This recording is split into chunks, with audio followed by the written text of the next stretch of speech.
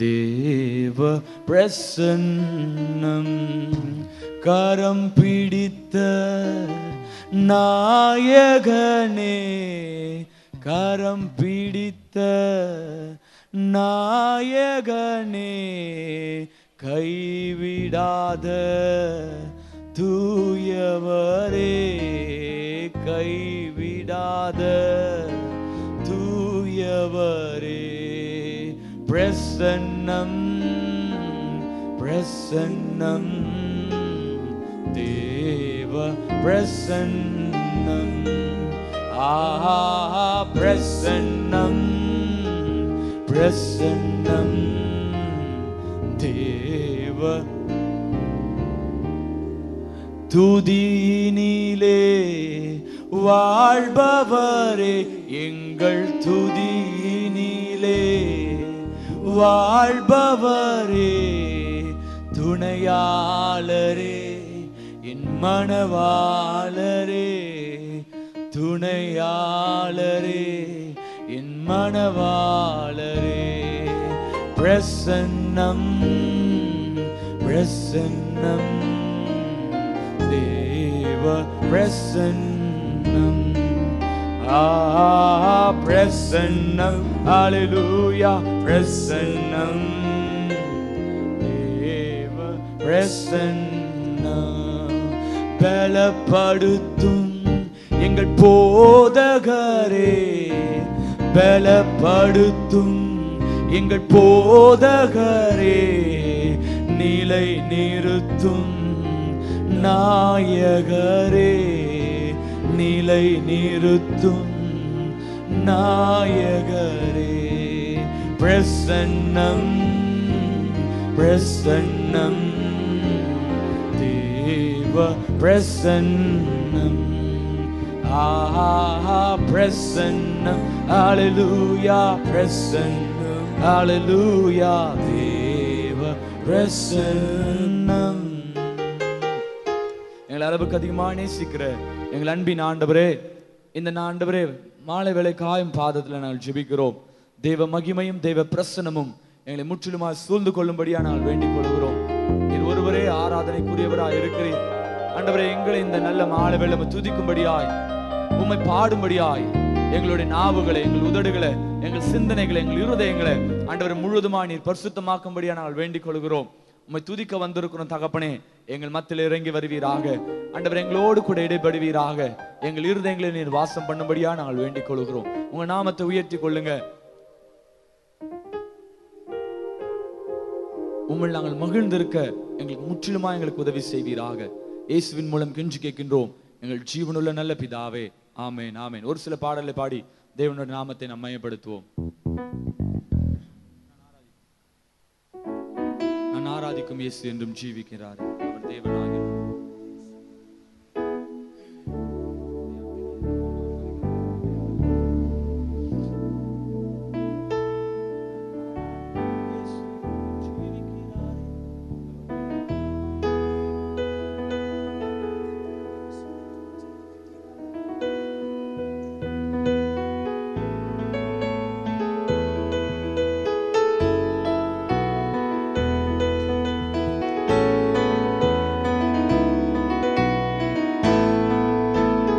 ஆராதிக்கும் இயேசு என்றும் ஜீவிக்கிறாரே, அவர் தேவனாகிலும் என்னோடு பேசுகிறாரே.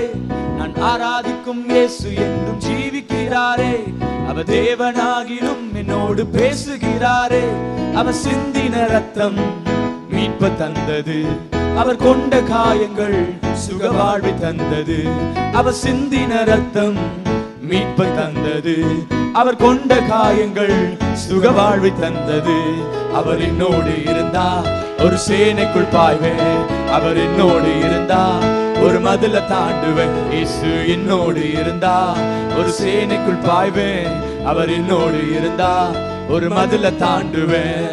உடைந்து போன என் வாழ்வை சீரமைச்சாரு, அரணான பட்டணம் போல் மாற்றி விட்டாரு. உடைந்து போன என் வாழ்வை சீரமைச்சாரு, அரணான பட்டணம் போல் மாற்றி விட்டாரு. என் சத்துருக்கள் பின்னிட்டு ஓட செய்தாரு, என் எல்லை எங்கிலும் சமாதானம் தந்தாரு. என் சத்துருக்கள் பின்னிட்டு ஓட செய்தாரு. என் எல்லை எங்கிலும் சமாதானம் தந்தாரு. அவர் செய்த நன்மைய நான் சொல்லி துதிப்பேன். அவர் செய்த நன்மைய நான் சொல்லி துதிப்பேன். அவர் என்னோடு இருந்தா ஒரு சேனைக்குள் பாய்வேன். அவர் என்னோடு இருந்தா ஒரு மதில தாண்டுவேன். இயேசு என்னோடு இருந்தா ஒரு சேனைக்குள் பாய்வேன். அவர் என்னோடு இருந்தா ஒரு மதில தாண்டுவேன். ரட்சிப்பின் வஸ்திரத்தை உடுத்தி விட்டாரு. நீதி எனும் மார்க்கவசம் எனக்கு தந்தாரு. ஓ ரட்சிப்பின் வஸ்திரத்தை உடுத்தி விட்டாரு. நீதி என்னும் மார்க்கவசம் எனக்கு தந்தாரு. கிருபைய தந்து என்ன உயர்த்தி வச்சாரு. என் நாவின் மேலே அதிகாரம் வச்சாரு. கிருபைய தந்து என்ன உயர்த்தி வச்சாரு. என் நாவின் மேலே அதிகாரம் வச்சாரு. அவர் செய்த நன்மைய நான் சொல்லி துதிப்பேன். அவர் செய்த நன்மைய நான் சொல்லி துதிப்பேன். அவர் என்னோடு இருந்தா ஒரு சேனைக்குள் பாய்வேன்.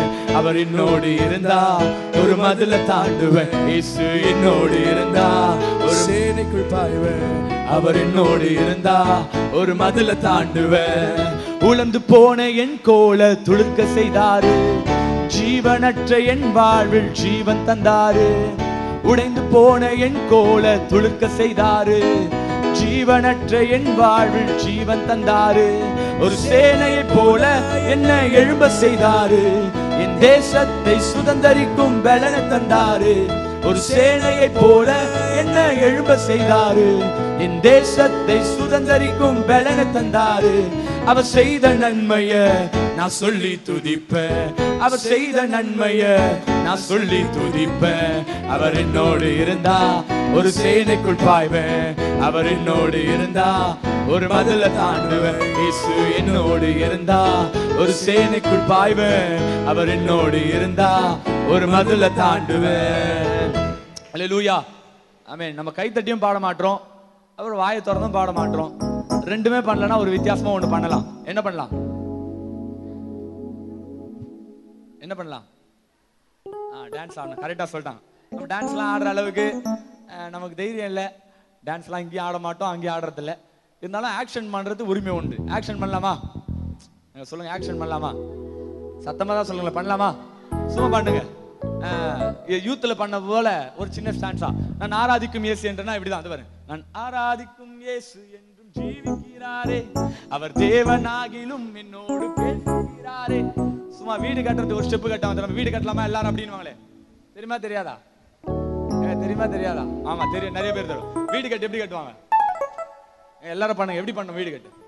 அவ்வளவுதான். சும்மா ரைட்ல அடி பண்ணுங்க. என்ன பார்த்து பண்ணாதீங்க. ரைட்ல அடி பண்ணலாமா? 1 2 2 டைம் பண்ணலாம். ஓகேவா? நான் ஆராதிக்கும் இயேசு என்றும் ஜீவிக்கிறாரே. அவர் தேவனாகிலும் என்னோடு பேசுகிறாரே. நான் ஆராதிக்கும் அவர் தேவனாகிலும் என்னோடு பேசுகிறாரே. அவர் சிந்தின ரத்தம் மீட்பு தந்தது. அவர் கொண்ட காயங்கள் சுக வாழ்வை தந்தது. அவர் சிந்தின ரத்தம் மீட்பு தந்தது. அவர் கொண்ட காயங்கள் சுக வாழ்வை தந்தது. அவர் என்னோடு இருந்தா ஒரு சேனைக்குள் பாய்வேன். அவர் என்னோடு இருந்தா ஒரு மதில தாண்டுவேன். இயேசு என்னோடு இருந்தா ஒரு சேனைக்குள் பாய்வேன். அவர் என்னோடு இருந்தா ஒரு மதில தாண்டுவேன். நான் ஆராதிக்கும் இயேசு என்றும் ஜீவிக்கிறாரே. அவர் தேவனாயினும் என்னோடு பேசுகிறாரே. எல்லாரும் பண்ணுங்க. நான் ஆராதிக்கும் இயேசு என்றும் ஜீவிக்கிறாரே. அவர் தேவனாயினும் என்னோடு பேசுகிறாரே. அவர் சிந்தின ரத்தம் மீட்பு தந்தது. அவர் கொண்ட காயங்கள் சுக வாழ்வை தந்தது. அவர் சிந்தின ரத்தம் மீட்பை தந்தது. அவர் கொண்ட காயங்கள் சுக வாழ்வை தந்தது. அவர் என்னோடு இருந்தா ஒரு சேனைக்குள் பாய்வேன். அவர் என்னோடு இருந்தா ஒரு மதில தாண்டுவேன். இயேசு என்னோடு இருந்தா ஒரு சேனைக்குள் பாய்வேன். அவர் என்னோடு இருந்தா ஒரு மதில தாண்டுவேன். உடைந்து போன என் வாழ்வை சீரமைச்சாரு. அரணான பட்டணம் போல் மாற்றி விட்டாரு. உடைந்து போன என் வாழ்வை சீரமைச்சாரு. சொல்லுங்க, அரணான பட்டணம் போல் மாற்றி விட்டாரு. என் சத்துருக்கள் பின்னிட்டு ஓட செய்தாரு. என் எல்லை எங்கிலும் சமாதானம் தந்தாரு. என் சத்துருக்கள் பின்னிட்டு ஓட செய்தாரு. என் எல்லை எங்கிலும் சமாதானம் தந்தாரு. அவர் செய்த நன்மைய நான் சொல்லி துதிப்பேன். அவர் செய்த நன்மைய நான் சொல்லி துதிப்பேன். அவர் என்னோடு இருந்தா ஒரு சேனைக்குள் பாய்வேன். அவர் என்னோடு இருந்தா ஒரு மதில தாண்டுவேன். இயேசு என்னோடு இருந்தா ஒரு சேனைக்குள் பாய்வேன். அவர் என்னோடு இருந்தா ஒரு மதில தாண்டுவேன். நான் ஆராதிக்கும் இயேசு என்றும் ஜீவிக்கிறாரே. அவர் தேவனாயிலும் என்னோடு பேசுகிறாரே. நான் ஆராதிக்கும் இயேசு என்றும் ஜீவிக்கிறாரே. அவர் தேவனாகிலும் என்னோடு பேசுகிறாரே. அவர் சிந்தின ரத்தம் மீட்ப தந்தது. அவர் கொண்ட காயங்கள் சுகவாழ்வை தந்தது. அவர் சிந்தின ரத்தம் மீட்ப தந்தது. அவர் கொண்ட காயங்கள் சுகவாழ்வை தந்தது. அவர் என்னோடு இருந்தா ஒரு சேனைக்குள் பாய்வேன். அவர் என்னோடு இருந்தா ஒரு மதில தாண்டுவேன். இயேசு என்னோடு இருந்தா ஒரு சேனைக்குள் பாய்வேன். அவர் என்னோடு இருந்தா ஒரு மதில தாண்டுவேன். இயேசு என்னோடு இருந்தா ஒரு சேனைக்குள் பாய்வேன். அவர் என்னோடு இருந்தா ஒரு மதில தாண்டிடுவேன். அல்லேலூயா, அல்லேலூயா, அல்லேலூயா. கர்த்தர் நல்லவர். எத்தனை பேர் விசுவாசிக்கிறீங்க? அவர் பெரிய காரியங்களை செய்கிறவராக இருக்கிறார். உடைந்து போன நம்ம வாழ்க்கையெல்லாம் ஆண்டவர் இன்னைக்கு சீர்தூக்கி உட்கார வச்சுன்னு இருக்கிறார். ஆமென். எத்தனை பேர் விசுவாசிக்கிறீங்க? நம்மளாம் உடைந்து போனவங்க. என் சாட்சியெல்லாம் ரொம்ப விசேஷமானது. உடைக்கப்பட்ட வாழ்க்கை தான். ஆனா இன்னைக்கு கர்த்தர் ஒரு நல்ல நிலைமையில என்னை வைத்திருக்கிறார், கர்த்தருடைய ஊழியத்தை செய்யும்படியாக. அல்லேலூயா. அவர் பெரியவர், பெரிய காரியங்களை செய்கிறவராக இருக்கிறார். மீண்டும் ஒரு உணர் பாடலை பாடி தேவனுடைய நாமத்தை மயப்படுத்துவோம். எல்லாருக்கும் தெரிந்த பாடல், உம்மால் ஆகாத காரியம் ஒன்றுமில்லை, உம்மால் ஆகாத காரியம் ஒன்றுமில்லை.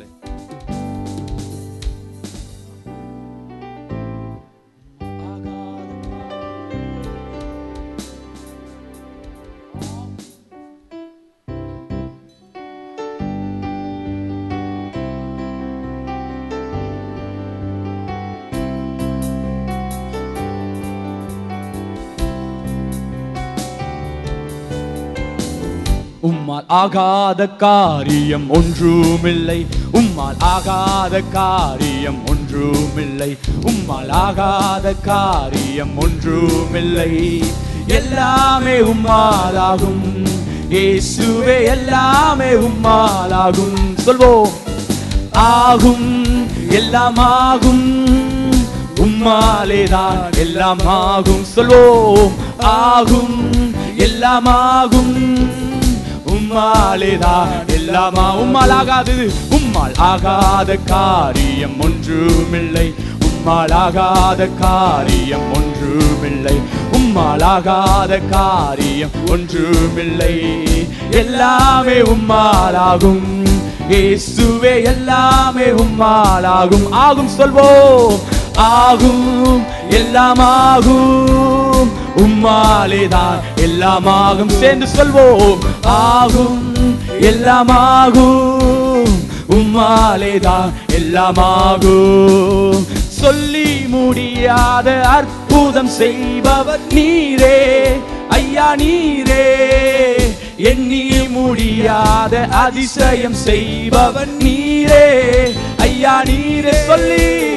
சொல்லி முடியாத அற்புதம் செய்பவர் நீரே ஐயா, நீரே.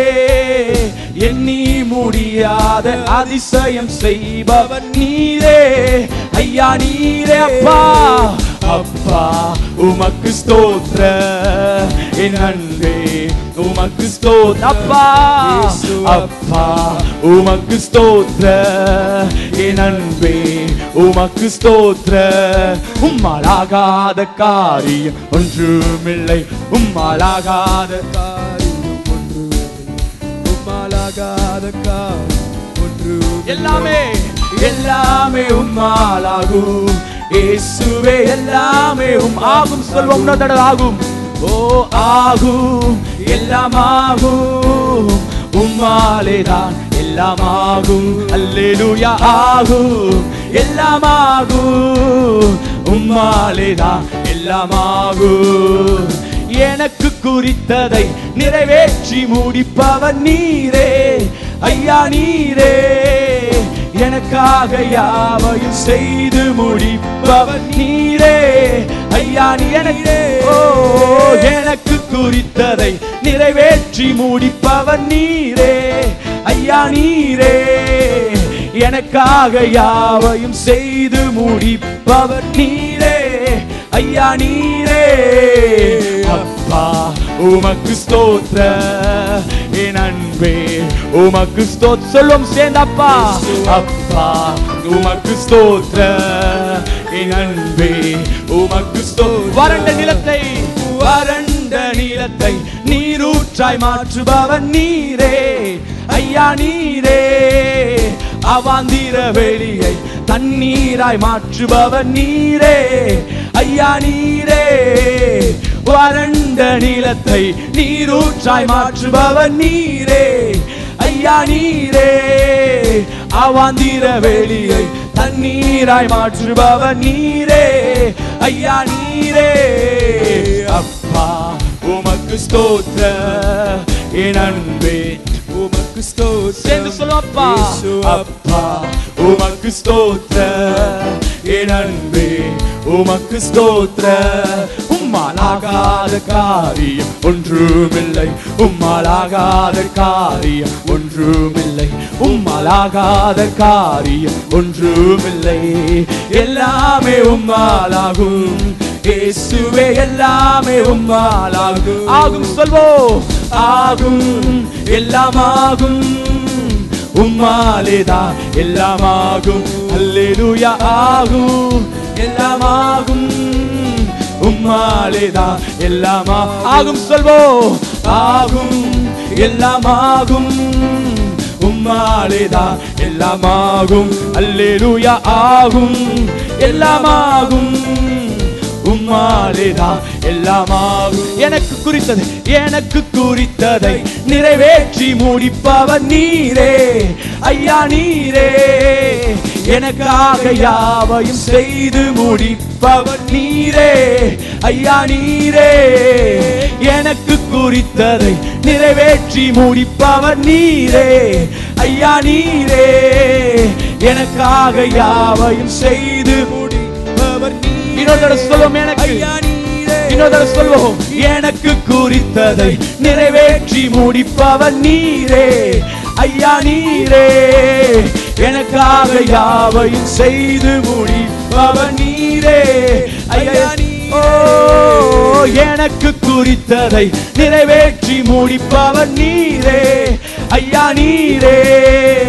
எனக்காக யாவையும் செய்து முடிப்பவர் நீரே ஐயா நீரே. சொல்லி முடியாத அற்புதம் செய்பவர் நீரே ஐயா நீரே. எண்ணி முடியாத அதிசயம் செய்பவர் நீரே ஐயா நீ. வறண்ட நிலத்தை நீரூற்றாய் மாற்றுபவர் நீரே ஐயா நீரே. அவாந்திர வெளியை தண்ணீராய் மாற்றுபவர் நீரே ஐயா நீரே.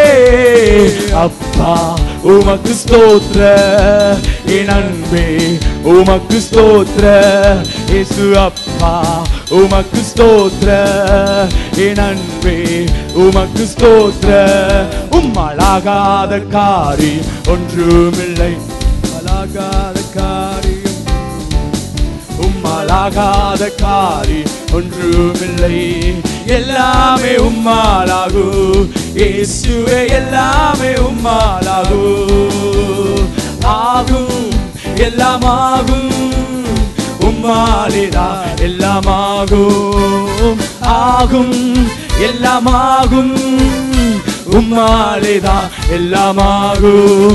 எந்த காலத்திலும் எந்த நேரத்திலும் நன்றியால் உம்மை நான் துதிப்பேன் இயேசுவே.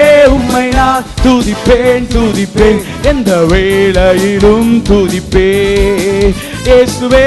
உம்மை நான் துதிப்பேன் எந்த வேளையிலும் துதிப்பேன். ஆதியும் நீரே அந்தமும் நீரே ஜோதியும் நீரே, என் சொந்தமும் நீரே. ஆதியும் நீரே, அந்தமும் நீரே, ஜோதியும் நீரே, என் சொந்தமும் நீரே. எந்த காலத்திலும் எந்த நேரத்திலும் நன்றியால் உம்மை நான் துதிப்பேன். இயேசுவே உம்மை நான் துதிப்பேன், துதிப்பேன். எந்த வேளையிலும் துதிப்பேன். இயேசுவே உம்மை நான் துதிப்பேன், துதிப்பேன். எந்த வேளையிலும் துதிப்பேன். தாய் தந்தை நீரே, தாதியும் நீரே, தாவரம் நீரே, என் தாரகம் நீரே. தாய் தந்தை நீரே, தாதியும் நீரே, தாவரம் நீரே, என் தாரகம் நீரே. எந்த காலத்திலும் எந்த நேரத்திலும் நன்றியால் உம்மை நான் துதிப்பேன். சொல்வோம், இயேசுவே உம்மை நான் துதிப்பேன், துதிப்பேன். எந்த வேளையிலும் துதிப்பேன். இயேசுவே உம்மை நான் துதிப்பேன், துதிப்பேன். எந்த வேளையிலும் துதி. வாழ்விலும் நீரே, வாழ்விலும் நீரே, தாழ்விலும் நீரே, வாதையில் நீரே, என் பாதையில் நீரே. வாழ்விலும் நீரே, தாழ்விலும் நீரே, வாதையில் நீரே, என் பாதை. ஓ வானிலும் நீரே, பூவிலும் நீரே, ஆழியில் நீரே, என் ஆபத்தில் நீரே. வானிலும் நீரே, பூவிலும் நீரே, ஆழியில் நீரே, என் ஆபத்தில் நீரே. எந்த காலத்திலும் எந்த நேரத்திலும் நன்றியால் உம்மை நான் துதிப்பேன். இயேசுவே உம்மை நான் துதிப்பேன், துதிப்பேன். எந்த வேளையிலும் துதிப்பேன். இயேசுவே உம்மை நான் துதிப்பேன், துதிப்பேன். எந்த வேளையிலும் துதிப்பேன். துன்ப நேரத்தில் இன்பமும் நீரே, இன்னல் வேளையில் மாறாதவன் நீரே. துன்ப நேரத்தில் இன்பமும் நீரே, இன்னல் வேளையில் மாறாதவர் நீரே. எந்த காலத்திலும் எந்த நேரத்திலும் நன்றியால் உம்மை நான் துதிப்பேன். இயேசுவே உம்மை நான் துதிப்பேன், துதிப்பேன். எந்த வேளையிலும் துதிப்பேன். இயேசுவே உம்மை நான் துதிப்பேன், துதிப்பேன். எந்த வேளையிலும் துதிப்பேன். இயேசுவே, இயேசுவே உம்மை நான் துதிப்பேன், துதிப்பேன். எந்த எல்லாரும் சேர்ந்து சொல்லுவோம், இயேசுவே உம்மை நான் துதிப்பேன், துதிப்பேன். எந்த வேளையிலும் துதிப்பேன். பிதாவே, பிதாவே உம்மை நான் துதிப்பேன், துதிப்பேன். எந்த வேளையிலும் துதிப்பேன். பிதாவே, பிதாவே உம்மை நான் துதிப்பேன், துதிப்பேன். எந்த வேளையிலும் துதிப்பேன். ஆவியே, ஆவியே உம்மை நான் துதிப்பேன், துதிப்பேன். எந்த வேளையிலும் துதிப்பேன். ஆவியே உம்மை நான் துதிப்பேன், துதிப்பேன். எந்த வேளையிலும் துதிப்பேன். இயேசுவே, இயேசுவே உம்மை நான் துதிப்பேன், துதிப்பேன். எந்த வேளையிலும் துதிப்பேன். இயேசுவே உம்மை நான் துதிப்பேன், துதிப்பேன். எந்த வேளையிலும் துதிப்பேன். இயேசுவே உம்மை நான் துதிப்பேன், துதிப்பேன். எந்த வேளையிலும் துதிப்பேன். கரங்களை உயர்த்தி சொல்லுங்க, இயேசுவே உம்மை நான் துதிப்பேன், துதிப்பேன். எந்த வேளையிலும் துதிப்பேன்.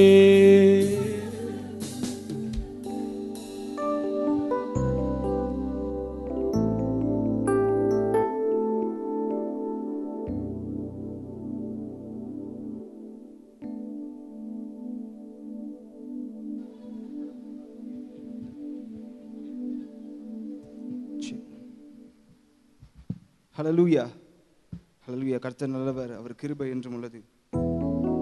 நமக்கு தெரிந்த பாடல், தேவ கிருபை என்றும் உள்ளது, அவர் கிருபை என்றும் உள்ளது.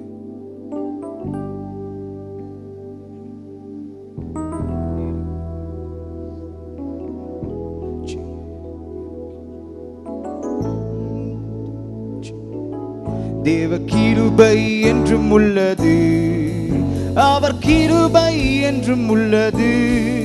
அவரை போற்றி துதித்து பாடி அல்லேலூயா என்றார் பறிப்போம்.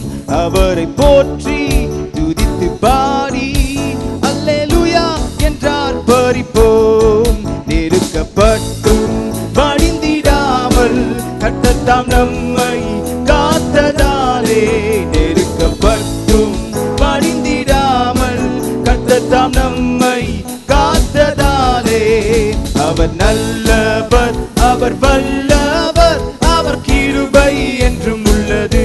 சொல்லுவோம், அவர் நல்லவர், அவர் வல்லவர், அவர் கிருபை என்றும் உள்ளது. தேவ கிருபை என்றும் உள்ளது, அவர் கிருபை என்றும் உள்ளது. அவரை போற்றி துதித்து பாடி அல்லேலூயா என்றார் பறிப்போம். அவரை போற்றி துதித்து பாடி அல்லேலூயா என்றார் பறிப்போம். சத்துரு சேனை தொடர்ந்து சூழ்கையில் பக்தனாம் தாவீதின் தேவன் நமக்கு. சத்துரு சேனை தொடர்ந்து சூழ்கையில் பக்தனாம் தாவீது தேவன் நமக்கு. முன் சென்றாரே, முன் சென்றாரே, அவர் நல்லவர், அவர் கிருபை என்றும் உள்ளது.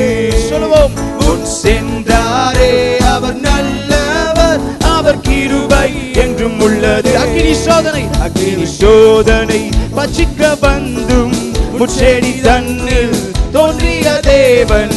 அக்கினி சோதனை பட்சிக்க வந்தும் முச்செடி தன்னில் தோன்றிய தேவன். பாதுகாத்தாரே, அவர் நல்லவர், அவர் கிருபை என்றும் உள்ளது.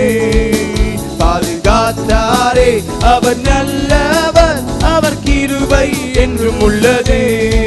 காரிருள் போன்ற கஷ்டங்கள் வந்தும் பாரினில் அவரின் பாதையில் ஒளியாய். காரிருள் போன்ற கஷ்டங்கள் வந்தும் பாரினில் அவரின் பாதையில் ஒளியாய். என்னை நடத்தினார், அவர் நல்லவர், அவர் கிருபை என்றும் உள்ளது. சொல்வோம், என்னை நடத்தினாரே, அவர் நல்லவர், அவர் கிருபை என்றும் உள்ளது. வெள்ளம் போல் நிந்தை மேற்கொள்ள வந்தும் வீரன் நெகேமியா ஆவியை அளித்தே. வெள்ளம் போல் நிந்தை மேற்கொள்ள வந்தும் வீரன் நெகேமியா ஆவியை அளித்தே. திட நம்பிக்கை தைரியம் ஈந்தாரே, அவர் கிருபை என்றும் உள்ளது.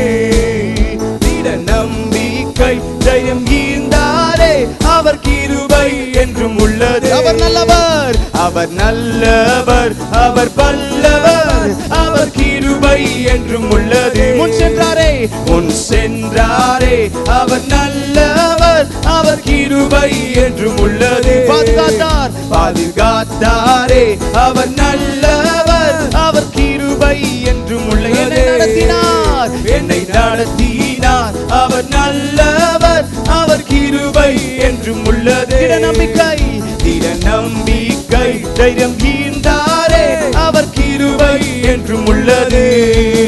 திட நம்பிக்கை தைரியம் ஈந்தாரே, அவர் கிருபை என்றும் உள்ளது. ரத்தம் ஜெயம், ரத்தம் ஜெயம், கல்வாரி இயேசுவின் ரத்தம் ஜெயம். காருண்ய தேவனின் ரத்தம் ஜெயம், கல்வாரி இயேசுவின் ரத்தம் ஜெயம். காருண்ய தேவனின் ரத்தம் ஜெயம், ரத்தம் ஜெயம், ரத்தம் ஜெயம், ரத்தம் ஜெயம். கல்வாரி இயேசுவின் ரத்தம் ஜெயம், காருண்ய தேவனின் ரத்தம் ஜெயம். எதிரியை துரத்திடும் ரத்தம் ஜெயம், என்னாலும் சுகம் தரும் ரத்தம் ஜெயம். எதிரியை துரத்திடும் ரத்தம் ஜெயம், என்னாலும் சுகம் தரும் ரத்தம் ஜெயம். அதிகாரம் தந்திடும் ரத்தம் ஜெயம், அதிகாரம் தந்திடும் ரத்தம் ஜெயம். அதிசயம் செய்திடும் ரத்தம் ஜெயம், எனக்கு அதிசயம் செய்திடும் ரத்தம் ஜெயம். சொல்லலாம், ஓ ரத்தம் ஜெயம், ரத்தம் ஜெயம், கல்வாரி இயேசுவின் ரத்தம் ஜெயம்.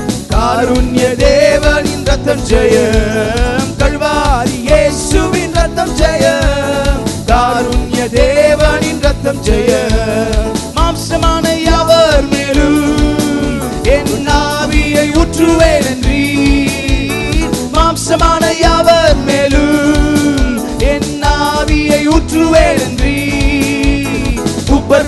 பரியாவரு தீர்க்க தரிசனம் சொல்வாரே மூப்பர்வாதி பரியாவரு சொல்லலாம் ஓ தீர்க்க தரிசனம் சொல்வாரே கண்களை மூடி கரங்களை தட்டி பொழிந்திடும் வல்லமை உன்னதத்தின் வல்லமை ஆவியின் வல்லமை அக்கினியின் வல்லமை பொழிந்திடும் வல்லமை உன்னதத்தின் வல்லமை ஆவியின் வல்லமை அக்கினியின் வல்லமை பொழிந்திடும் வல்லமை உன்னதத்தின் வல்லமை ஆவியின் வல்லமை அக்கினியின் வல்லமை வல்லமை உண்டு உண்டு அற்புத வல்லமை இயேசுவின் இரத்தத்தால் வல்லமை உண்டு உண்டு அற்புத வல்லமை ஆட்டுக்குட்டியின் இரத்தத்தினால் வல்லமை வல்லமை உண்டு உண்டு அற்புத வல்லமை இயேசுவின் இரத்தத்தால் வல்லமை உண்டு உண்டு அற்புத வல்லமை ஆட்டுக்குட்டியின் இரத்தத்தினால்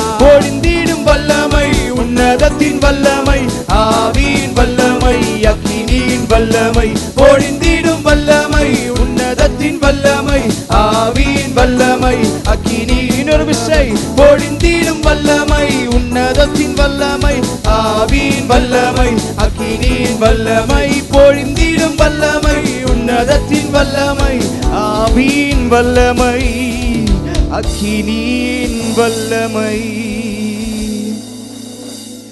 என் நேசரே என் மீட்பரே என் நேசரே என் மீட்பரே எப்போதும் நீர்தானையா என் முன்னே நீர்தானையா உம்மில்லம் ஆனந்தம் உம்மில்லம் ஆனந்தம் பரிபூரண ஆனந்தம் உம்மில்லம் ஆனந்தம் பரிபூரண ஆனந்தம் பேரின்பம் நீர்தானையா ஓ பேரின்பம் நீர்தானையா நிரந்தர பேரின்பமே பேரின்பம் நீர்தானையா நிரந்தர பேரின்பமே என்னே சரே என்னை பரே என்னே சரே என்னை பரே எப்போதும் நீர்தானையா என் முன்னே நீர்தானையா லேலுயா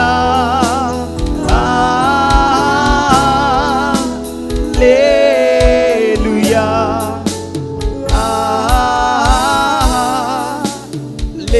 லேலுயா ஆமென். அன்புள்ள சுவாமி ஆண்டவரே அந்த ஆராதனை வேலையை நீ நடத்தி கொடுத்ததுக்காக நன்றியோடு துதிக்கிறோம் தகப்பனே. மேலும் உள்ள காரியத்தை பொறுப்படுத்தி நடத்துங்க. இயேசு மூலம் ஜெபக்கேளும் என் ஜீவனுள்ள நல்ல பிதாவே ஆமென். ஹல்லேலூயா. சத்தமே காணோம். ஹல்லேலூயா. இன்னும் சத்தமாய் ஹல்லேலூயா. இன்றைக்கும் நம்ம மத்தியிலே தேவ செய்தி அளிக்க வருபவர் நம் பிரிட்டோன் அவர்கள். கரங்களை தட்டி அவரை வரவேற்போம்.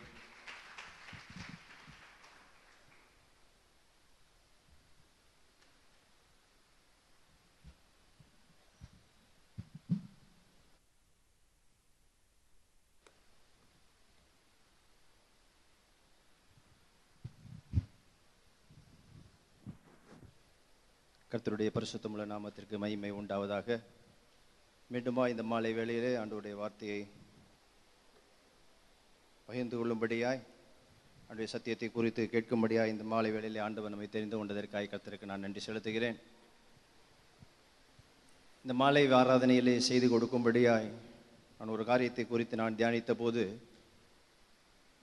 மீண்டுமாய் ஆவியானவர் நம் காலையில் கேட்ட அதே சத்தியத்தை குறித்து அதே சவுளை குறித்து மீண்டுமாய் இந்த மாலை வேளையிலே பிரசங்கிக்கும்படியாய் நான் வேறொரு காரியத்தை குறித்து நான் யோசித்துக் கொண்டிருந்த போது நேற்றைக்கு இரவு இதை காரியத்தை குறித்து சவுளை குறித்து தியானிக்கும்படியாய் மீண்டுமாய் ஆவியானவர் வெளிப்படுத்தினார்.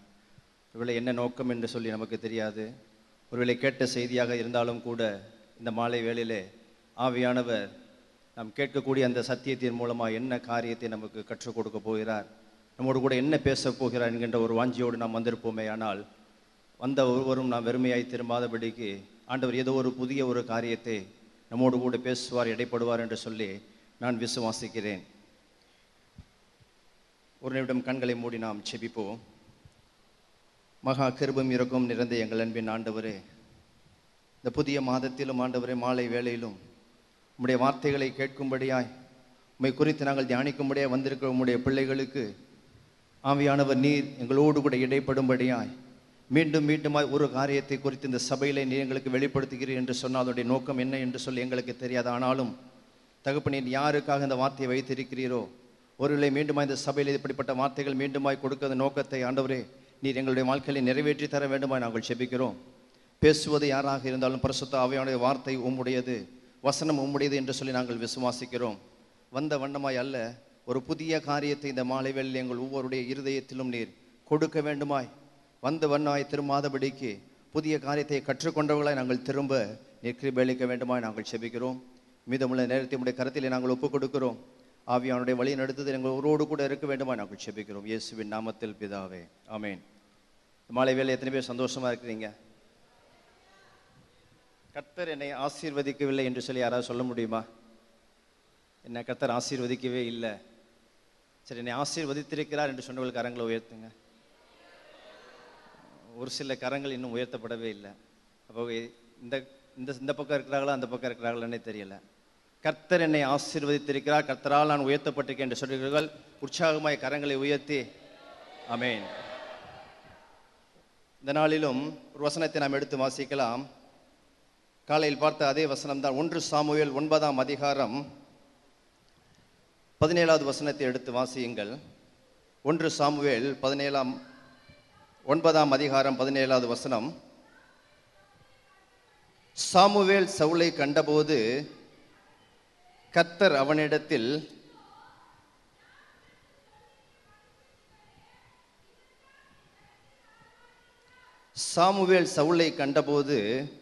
கர்த்தர் அவனிடத்தில், இதோ நான் உனக்கு சொல்லியிருந்த மனுஷன் இவனே, இவன்தான் என் ஜனத்தை ஆளுவான். 1 சாமுவேல் 16ஆம் அதிகாரம் முதல் வசனத்தை எடுத்து வாசியுங்கள்.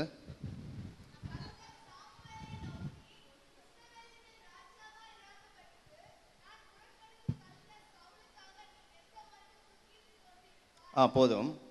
கர்த்தர் சொல்லுகிறார் முதல் பகுதியிலே, சாமுவேலை சவுல் கண்டபோது நான் உனக்கு சொல்லி இருந்த மனுஷன் இவன்தான் என் ஜனத்தை ஆளுவான் என்று சொல்லி, எந்த சவுலை கர்த்தர் சாமுவேலுக்கு அறிமுகப்படுத்தி, நான் உன்னோடு கூட பேசின மனுஷன் இவன்தான், நான் ஒரு ராஜா வேண்டும் என்று சொல்லி ஜனங்கள் கேட்டபோது எந்த ஒரு மனுஷனை நான் முன்குறித்தேனோ, எந்த மனுஷனை நான் தெரிந்து கொண்டேனோ அந்த மனுஷன் இவன்தான் என்று சொல்லுகின்றார்.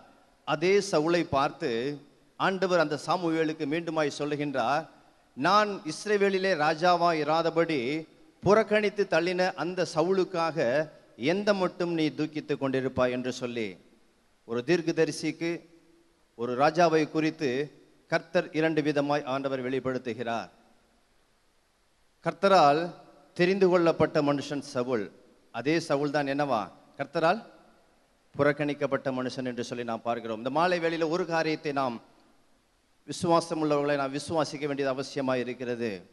கர்த்தர் ஒரு மனிதனை உயர்த்த வேண்டும் என்று சொல்லி தீர்மானித்திருந்தால், கர்த்தர் ஒரு மனிதனை மேன்மையாக வைக்க வேண்டும் என்று தீர்மானித்திருந்தால், அதை தடுப்பதற்கு இந்த உலகத்தில் எந்த ஒரு மனுஷனுக்கும் அதிகாரம் கிடையாது. எத்தனை பேர் விசுவாசிக்கிறீங்க? ஆம்.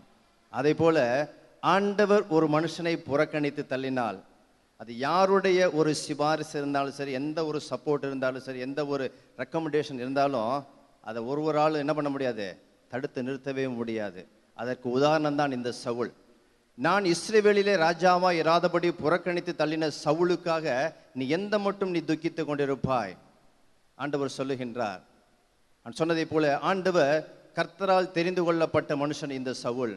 கர்த்தர் இந்த மகனை ஆசீர்வதிக்கும்படி, கர்த்தர் இந்த மகனை உயர்த்தும்படி, இஸ்ரவேலிலே ராஜாவா இருக்கும்படியாக கர்த்தர் இந்த மகனை முன்குறித்தார், தெரிந்து கொண்டார். இந்த மகனை ஆண்டவர் ஆசீர்வதித்து வழிநடத்தி கொண்டு வருகிறார். ஆனால் ஒரு கட்டத்திலே ஆண்டவர் இவரை புறக்கணித்து தள்ளினார் என்று சொல்லி நாம் அறிந்திருக்கிறோம். இந்த சவுலை குறித்து நாம் அறிந்திருக்கிறோம். ஆனாலும் கூட 1 சாமுவேல் 9ஆம் அதிகாரத்தை நாம் எடுத்துக்கொள்ளுவோம். காலையில் நாம் பார்த்தது போல சவுலை குறித்து சொல்லப்பட்டிருக்க 2வது வசனத்திலே, சவுல் என்னும் பேருள்ளவன் அவன் சௌந்தரியம் உள்ள ஒருவனாய் காணப்படுகிறான், அவன் ஒரு வாலிபனாய் இருக்கிறான், மற்ற ஜனங்களை காட்டிலும் அவன் மிகவும் உயர்ந்தவனாய் காணப்படுகிறான் என்று சொல்லி அவனை குறித்து சொல்லப்பட்டிருக்கிறது. இந்த மாலை வேளையிலே இந்த சவுலை குறித்து, இந்த சவுலத்தில் இருக்கக்கூடிய நல்ல குணாதிசயங்கள் என்ன என்பதை குறித்தும், நம்முடைய வாழ்க்கையிலே இந்த சவுலோடு கூட ஒப்பிட்டு பார்க்கின்ற போது இந்த சவுலிடத்தில் காணப்பட்ட குணாதிசயங்கள் என்னென்ன நம்மிடத்தில் இருக்கிறது, இப்படிப்பட்ட காரியங்களிலே சவுலுக்கு ஒத்து நாம் இருக்கிறோமா, நம்முடைய காரியங்களை நாம் எப்படி இருக்கிறோம் என்று சொல்லி இந்த சவுலிடத்திலே காணப்பட்ட 4 நல்ல குணாதிசயங்களை குறித்து இந்த மாலை வேளையிலே நாம் பார்க்க போகிறோம். பாருங்கள், ஆண்டவர் இவரை முன்குறித்து வைத்திருக்கிறார். ராஜாவாய் தெரிந்து கொள்ளும்படி ஆண்டவர் அவரை அழைத்திருக்கிறார். ஆகவே இவருடைய ஆண்டவர் எப்படி இவரை எடுத்து பயன்படுத்துகிறார் என்று சொன்னால், இவருடைய கழுதை காணாமல் போகிறது. இதை நாம் அறிந்திருக்கிறோம். இந்த கழுதையை தேடும்படியாக அந்த சவுலுடைய தகப்பனார் சவுலை பார்த்து சொல்லுகிறார். எடுத்து வாசியுங்கள், 3வது வசனத்தை எடுத்து வாசியுங்கள். 9ஆம் அதிகாரம் 3வது வசனம். சவுலின் தகப்பனாகிய கீசுனுடைய கழுதைகள் காணாமல் போய்விட்டது. ஆகையால் சவுலை நோக்கி, நீ வேலைக்காரில் ஒருவனை கூட்டிக் கொண்டு கழுதையை தேட புறப்பட்டு போ என்று சொல்ல. அவனிடத்தில் காணப்பட்ட ஒரு முக்கியமான ஒரு காரியம். தகப்பன் அவரை பார்த்து சொல்லுகின்றான், கழுதைகள் காணாமல் போய்விட்டது, ஆகவே வேலைக்காரன் ஒருவனை அழைத்து கொண்டு நீ போய் கழுதையை தேடி போ என்று சொல்லுகின்ற போது அவன் என்ன பண்ணுகிறானாம், கழுதையை தேட புறப்பட்டு போ என்று சொன்னான். அடுத்த வசனத்திலே அப்படியே அவன் என்று சொல்லப்பட்டிருக்கிறது. அப்படியே அவன் புறப்பட்டு போ என்று சொல்லுகிறான். அப்படியே அவன் அந்த காரியத்தை அவன் செய்கின்றான்.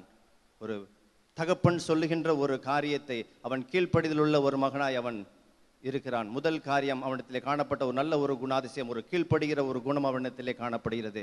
ஆண்டுடைய பிள்ளைகளுக்கு இன்றைக்கு மிக முக்கியமான ஒரு காரியம், கீழ்ப்படிதல் மிகவும் அவசியமாய் காணப்படுகிறது. நான் சொன்னேன், இந்த குணாதிசயங்களை நம்முடைய வாழ்க்கையில் ஒப்பிட்டு பார்க்க வேண்டும் என்று சொல்லி. எத்தனை பேர் இந்த மாலை வேளையில் வந்திருக்கிற நாம் கீழ்ப்படிதலே உண்மையுள்ளவர்களாய் நாம் இருக்கிறோம்.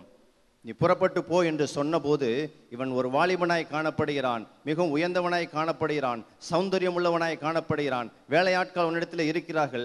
ஆனாலும் அவனுடைய தகப்பன் அவனை பார்த்து நீ புறப்பட்டு போ என்று சொன்னபோது ஒரு பதிலும் சொல்லாதபடிக்கு, எந்த ஒரு மாறுத்தரவும் சொல்லாதபடிக்கு அவன் அப்படியே அவன் செய்கிறவனாய் காணப்படுகிறான். இன்னைக்கு நம்ம பிள்ளைகளை பார்த்து ஒரு வார்த்தை சொன்னால் என்ன சொல்கிறாங்க, நான் ஏன் போகணும், நான் ஏன் இந்த காரியத்தை செய்யணும், நான் மட்டும்தான் செய்யணுமா, வேற யாரும் இல்லையா? ஒருவேளை இந்த சவுல் கேட்டிருக்கலாம், வேலையாட்கள் இருக்கிறார்கள், அவங்கள அனுப்புங்களேன்ப்பா, என்னையே நீங்கள் போய் சொல்கிறீங்க, நான் தான் போய் இந்த கழுதையை தேடிட்டு வரணுமா? அல்ல, எவன் அந்த கழுதையை விட்டுட்டு வந்தானோ அவனை போய் தேடிட்டு வர சொல்லுங்க, நான் ஏன் போக வேண்டும் என்று சொல்லி எந்த ஒரு பதிலும் சொல்லாதபடிக்கு இன்றைக்கும் இப்படித்தான் பதிலை வீட்டிலே நாம் பார்த்து கொண்டிருக்கோம். ஒரு காரியத்தை நாம் சொல்லும்போது அப்படியே கீழ்ப்படிதல் என்பது கிடையாது. அதனால் ஆண்டுடைய பிள்ளைகளுக்கு கீழ்ப்படிதல் மிகவும் அவசியமாய் காணப்படுகிறது. எந்த ஒரு பதிலும் சொல்லாதபடிக்கு அவன் அப்படியே புறப்பட்டு அவன் செல்லுகின்றான். 2வது அவனிடத்திலே காணப்பட்ட ஒரு காரியம், அடுத்த வசனத்தை எடுத்து வாசியுங்கள், 4வது வசனம்.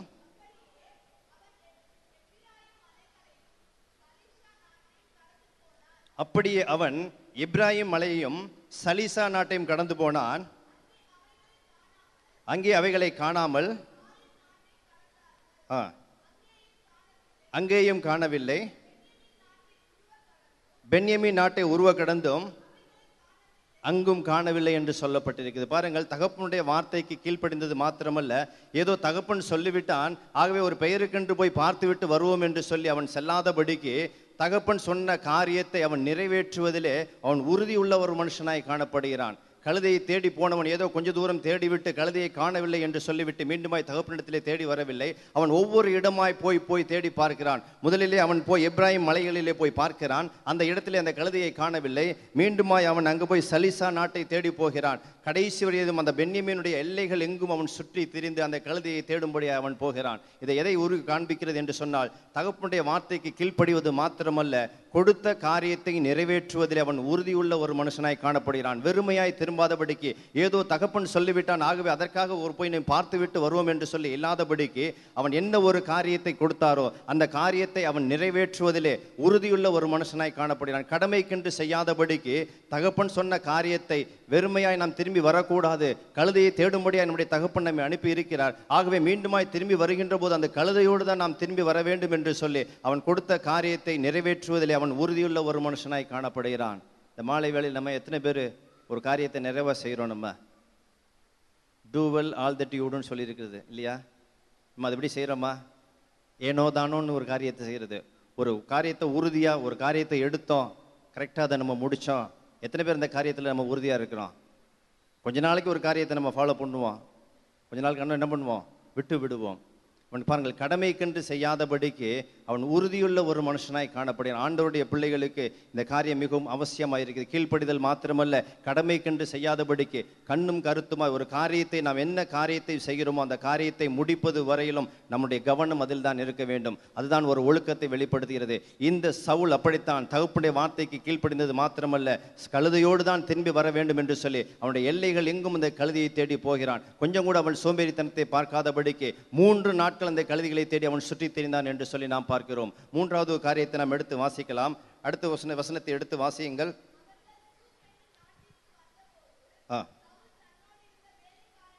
தன்னோடு இருந்த வேலைக்காரனை நோக்கி,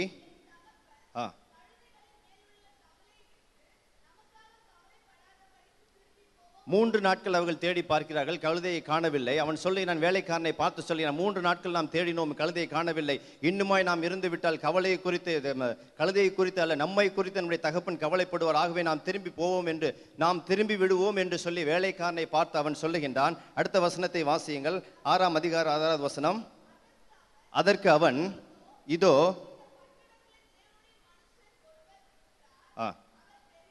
அவர் பெரியவர்,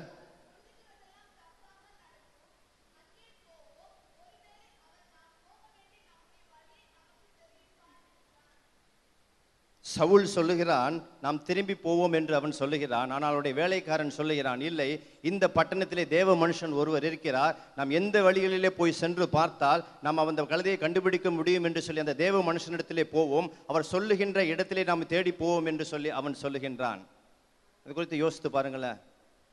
அவனுடைய ஒரு எஜமானவன் அவன் சொல்கிறான், போதும் நம்ம திரும்பி வீட்டுக்கு போகலாம், தேடி பார்த்தோம், 3 நாள் தேடி பார்த்தோம், கிடைக்கல. அப்பா ரொம்ப வருத்தப்பட, ஒருவேளை கழுதையை தேடி போன நம்மளை காணும் சொல்லி அவர் வருத்தப்படலாம், அதனால் நம்ம திரும்பி போவோம் என்று சொல்லும்போது வேலைக்காரன் சொல்கிறான், இல்லை நம்ம எந்த பக்கம் போகலாம், வீட்டுக்கு திரும்பி போகலான்னு இவன் சொல்கிறான். ஆனால் வேலைக்காரன் சொல்கிறான், இல்லை நம்ம எந்த பக்கம் போனால் கழுதை கிடைக்கும்னு சொல்லிட்டு அந்த தேவ மனுஷனை பார்க்க போவோம் என்று சொல்லுகின்றான். பாருங்கள், ஒரு வேலைக்காரனுடைய ஆலோசனை அவன் கேட்கிறவனாய் காணப்படுகிறான். அவன் ஒரு வேலைக்காரன் என்று சொல்லி கூட அவனை அசட்டை பண்ணாதபடிக்கு அவனுடைய ஆலோசனை அவன் கேட்கிறான். இல்லை போகலாம் என்று அவன் சொல்லிவிடவில்லை. இந்த மாலை வேளையிலே நாம் எத்தனை பேர் மற்றவருடைய ஆலோசனையை நாம் கேட்கிறவர்களாக இருக்கிறோம்? இல்லை, எனக்கு தான் தெரியும், நான் என்ன சொல்லணும் அதுதான் சரி, எனக்கெல்லாம் நீ ஆலோசனை சொல்ல வேண்டிய அவசியம் இல்லை என்று சொல்லி இன்றைக்கு நாம் அநேகர் இருக்கிறோம். ஆனால் ஆண்டுடைய பிள்ளைகள் மற்ற கொடுக்கக்கூடிய ஆலோசனை நாம் கேட்கக்கூடிய தேவ மனிதர்கள் சொல்லக்கூடிய, பெரியவர்கள் சொல்லக்கூடியவர்கள், ஒருவேளை நமக்கு எல்லா காரியம் தெரியும் என்று சொல்லி ஒருவேளை நாம் நினைத்துக் கொண்டிருக்கலாம். ஆனால் நம்முடைய வேலை செய்யக்கூடியவர்கள் கூட அநேக காரியங்கள் நம்மை குறித்து நமக்கு தெரிந்ததை காட்டிலும் ஒரு சில காரியங்கள் அவர்களுக்கு அறிந்திருக்கும். ஆனாலும் கூட அந்த ஆலோசனையும் நாம் கேட்க வேண்டியது அவசியமாக இருக்கிறது. அவனுடைய வேலைக்காரன் என்று சொல்லி நாம் அவனை அசட்டை பண்ணாதபடிக்கு இந்த சவுல் அந்த வேலைக்காரனுடைய ஆலோசனை அவன் கேட்டு செல்கிறான். அந்த வேலைக்காரனுடைய ஆலோசனையை கேட்டது நிமித்தமாய் தான் அந்த சாமுவேலை அவன் சந்திக்கும்படியான ஒரு சூழ்நிலை உருவாகியது. அது நிமித்தமாய் அவன் கர்த்தர் அவனை ராஜாவை தெரிந்து கொண்டார் என்று சொல்லி நாம் அறிந்திருக்கிறோம். அந்த வேலைக்காரனுடைய அந்த ஆலோசனை அவன் அசட்டை செய்யவில்லை. அதே போல இந்த மாலை வேளையிலே ஆண்டவருடைய பிள்ளைகளாக வந்திருக்கிற நாம், நம்முடைய வேலைக்காரர்களாக இருந்தாலும் சரி, வயதிலே சின்னவர்களாக இருந்தாலும் சரி, ஒருவேளை அவர்கள் கொடுக்கக்கூடிய ஆலோசனைகள் எதுவாக இருந்தாலும் அதை நாம் உதறி தள்ளிவிடாதபடிக்கு அதை நாம் செவி கொடுக்கிறவர்களாக இருக்க வேண்டும். ஈவன் தன்னுடைய வேலைக்காரனுடைய ஆலோசனைக்கு அவன் செவி கொடுக்கிறவனாய் காணப்பட்டான். அடுத்த வசனத்தை எடுத்து வாசியுங்கள். அப்பொழுது சவுல் வேலைக்காரனை பார்த்து, இல்லம்மா அதுக்கு முந்தி 10வது வசனத்தை வாசியுங்கள். அப்பொழுது சவுல் வேலைக்காரனை நோக்கி, நல்ல காரியம் சொன்னாய், போவோம் வா என்று சொல்லுகின்றார். பாருங்கள், அசட்டை செய்யவில்லை. நீ நல்ல காரியத்தை நீ செய்தாய், நல்ல காரியத்தை நீ சொன்னாய். அந்த மனுஷனை, தேவ மனுஷனை பார்க்க போவோம் என்று சொன்னபோது அவனுடைய வார்த்தைக்கு கீழ்ப்படிந்து நீ நல்ல காரியத்தை செய்தாய், வா போவோம் என்று சொல்லுகிறவனாய் காணப்படும். இதுதான் அவனிடத்தில் காணப்பட்ட 3வது குணாதிசயங்கள். 4வது குணாதிசயங்கள் பாருங்கள். அப்பொழுது சவுல் தன் வேலைக்காரனை பார்த்து, நாம் அந்த தேவ மனுஷனை பார்க்க போகும்போது நாம் வெறுமையாய் எப்படி போவது?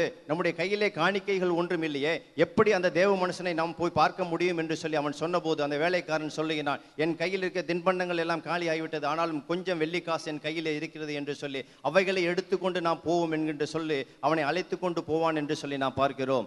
இது பாருங்கள், அந்த தேவ மனுஷனை பார்க்க போகின்ற போது அவனுக்கு கொடுக்க வேண்டிய ஒரு மரியாதையை, கொடுக்க வேண்டிய ஒரு காணிக்கையை கொடுத்துத்தான் அந்த தேவ மனுஷனை பார்க்க வேண்டும் என்கின்ற ஒரு நல்ல ஒரு ஒழுக்கமுள்ள ஒரு மனுஷனாய் காணப்படுகிறான்.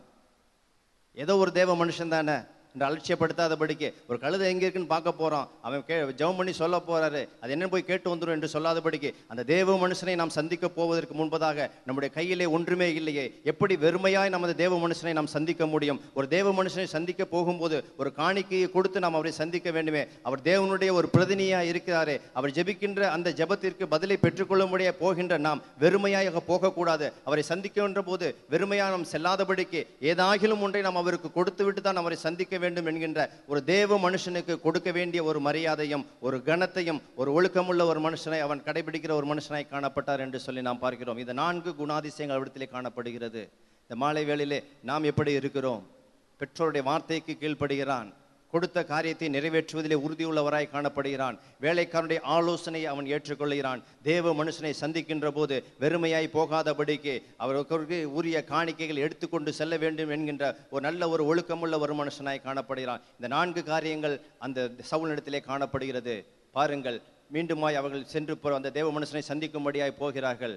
அந்த பட்டணத்திற்குள் அவர்களை முளைந்து செல்லுகின்ற போது எதிரிலே தண்ணீர் மொண்டு கொண்டு வந்து சகோதரிகள் வந்து கொண்டே இருக்கிறார்கள். அவர்களை பார்த்து கேட்கிறார்கள், தேவ மனுஷன் எங்கே இருக்கிறார் என்று சொல்லி. அந்த சகோதரிகள் அவரை பார்த்து சொல்லுகிறார்கள், இப்பொழுதுதான் அவர் பட்டணத்திற்கு வந்து விட்டார், பலிகளை செலுத்தும்படியே ஆயத்தம் பண்ணி கொண்டிருக்கிறார். அவர் பலி செலுத்த ஆரம்பித்து விட்டால், பலி செலுத்தி முடித்த பிற்பாடு அவர் ஜனங்களை ஆசீர்வதிப்பார். பிற்பாடு போஜன பந்தியிலே சென்று அவர் பண்டக சாலையில போய் சாப்பிட்டு விட்டுத்தான் மீண்டுமாய் வருவார். ஆகவே நீங்கள் சீக்கிரமாய் போய் அவரை சந்திக்க முடிந்தால் தான் சீக்கிரமாய் சந்திக்க முடியும். ஆகவே உடனே நீங்கள் துரிதமாய் புறப்பட்டு போய் அந்த மனுஷனை நீங்கள் சந்தியுங்கள், அப்பொழுதுதான் அவரை சந்திக்க முடியும் என்று சொன்னபோது அவர்கள் 2 பேரும் துரிதமாய் அவரை நோக்கி அவர்கள் போனார்கள் என்று வசனத்திலே வாசிக்கிறோம். அப்பொழுதுதான் பாருங்கள், 15வது வசனத்தை எடுத்து வாசியுங்கள். சவுல் வர ஒரு நாளைக்கு முன்பு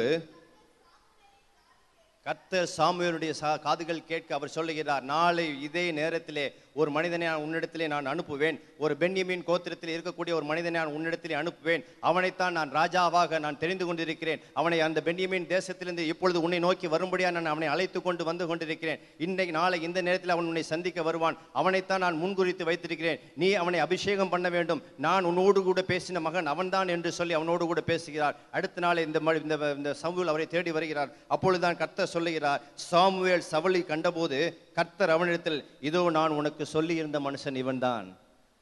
சவுல் முதலாய் சாமுவேலை சந்திக்கிறார். சவுலும் சாமுவேலும் சந்தித்துக் கொண்டிருக்கிறார்கள். ஆனால் சாமுவேலோடு கூட கர்த்தர் பேசிக் கொண்டிருக்கிறார். இவர்கள் இருவரும் முகமுகமாய் சந்திக்கின்ற அந்த வேளையிலே கர்த்தர் சாமுவேலுடைய இருதயத்திலே பேசி, நான் ஒரு மனிதனை கொண்டு வருவேன் என்று சொன்னேனே, இவன்தான் என்னுடைய ஜனங்களை ஆள போகிற மனுஷன், இவனை நீ ஆசீர்வதிக்க வேண்டும், இவனை நீ அபிஷேகம் பண்ண வேண்டும் என்று சொல்லி கர்த்தர் அந்த சவுலை குறித்து அந்த சாமுவேலுக்கு வெளிப்படுத்தினார் என்று சொல்லி நாம் பார்க்கிறோம். அது மாத்திரமல்ல, பாருங்கள், இந்த சவுலை கர்த்தர் இப்பொழுது ஆசீர்வதிக்க தொடங்கினார். எப்படி ஆசீர்வதிக்கிறார் என்று சொன்னால், எப்படி முன்குறித்தாரோ, இந்த சவுலை முன்குறித்து இந்த ராஜாவாக ஏற்படுத்த வேண்டும் என்று சொல்லி அவர் முன்குறித்தாரோ, முன்குறித்தவர் அழைத்து வந்திருக்கிறார். அழைத்து வந்தவர் எப்படி உயர்த்துகிறார் என்று சொல்லி அடுத்த வசனத்தில் சொல்லப்பட்டிருக்கிறது. எடுத்து வாசிப்போம். 19வது வசனத்தை எடுத்து வாசியுங்கள்.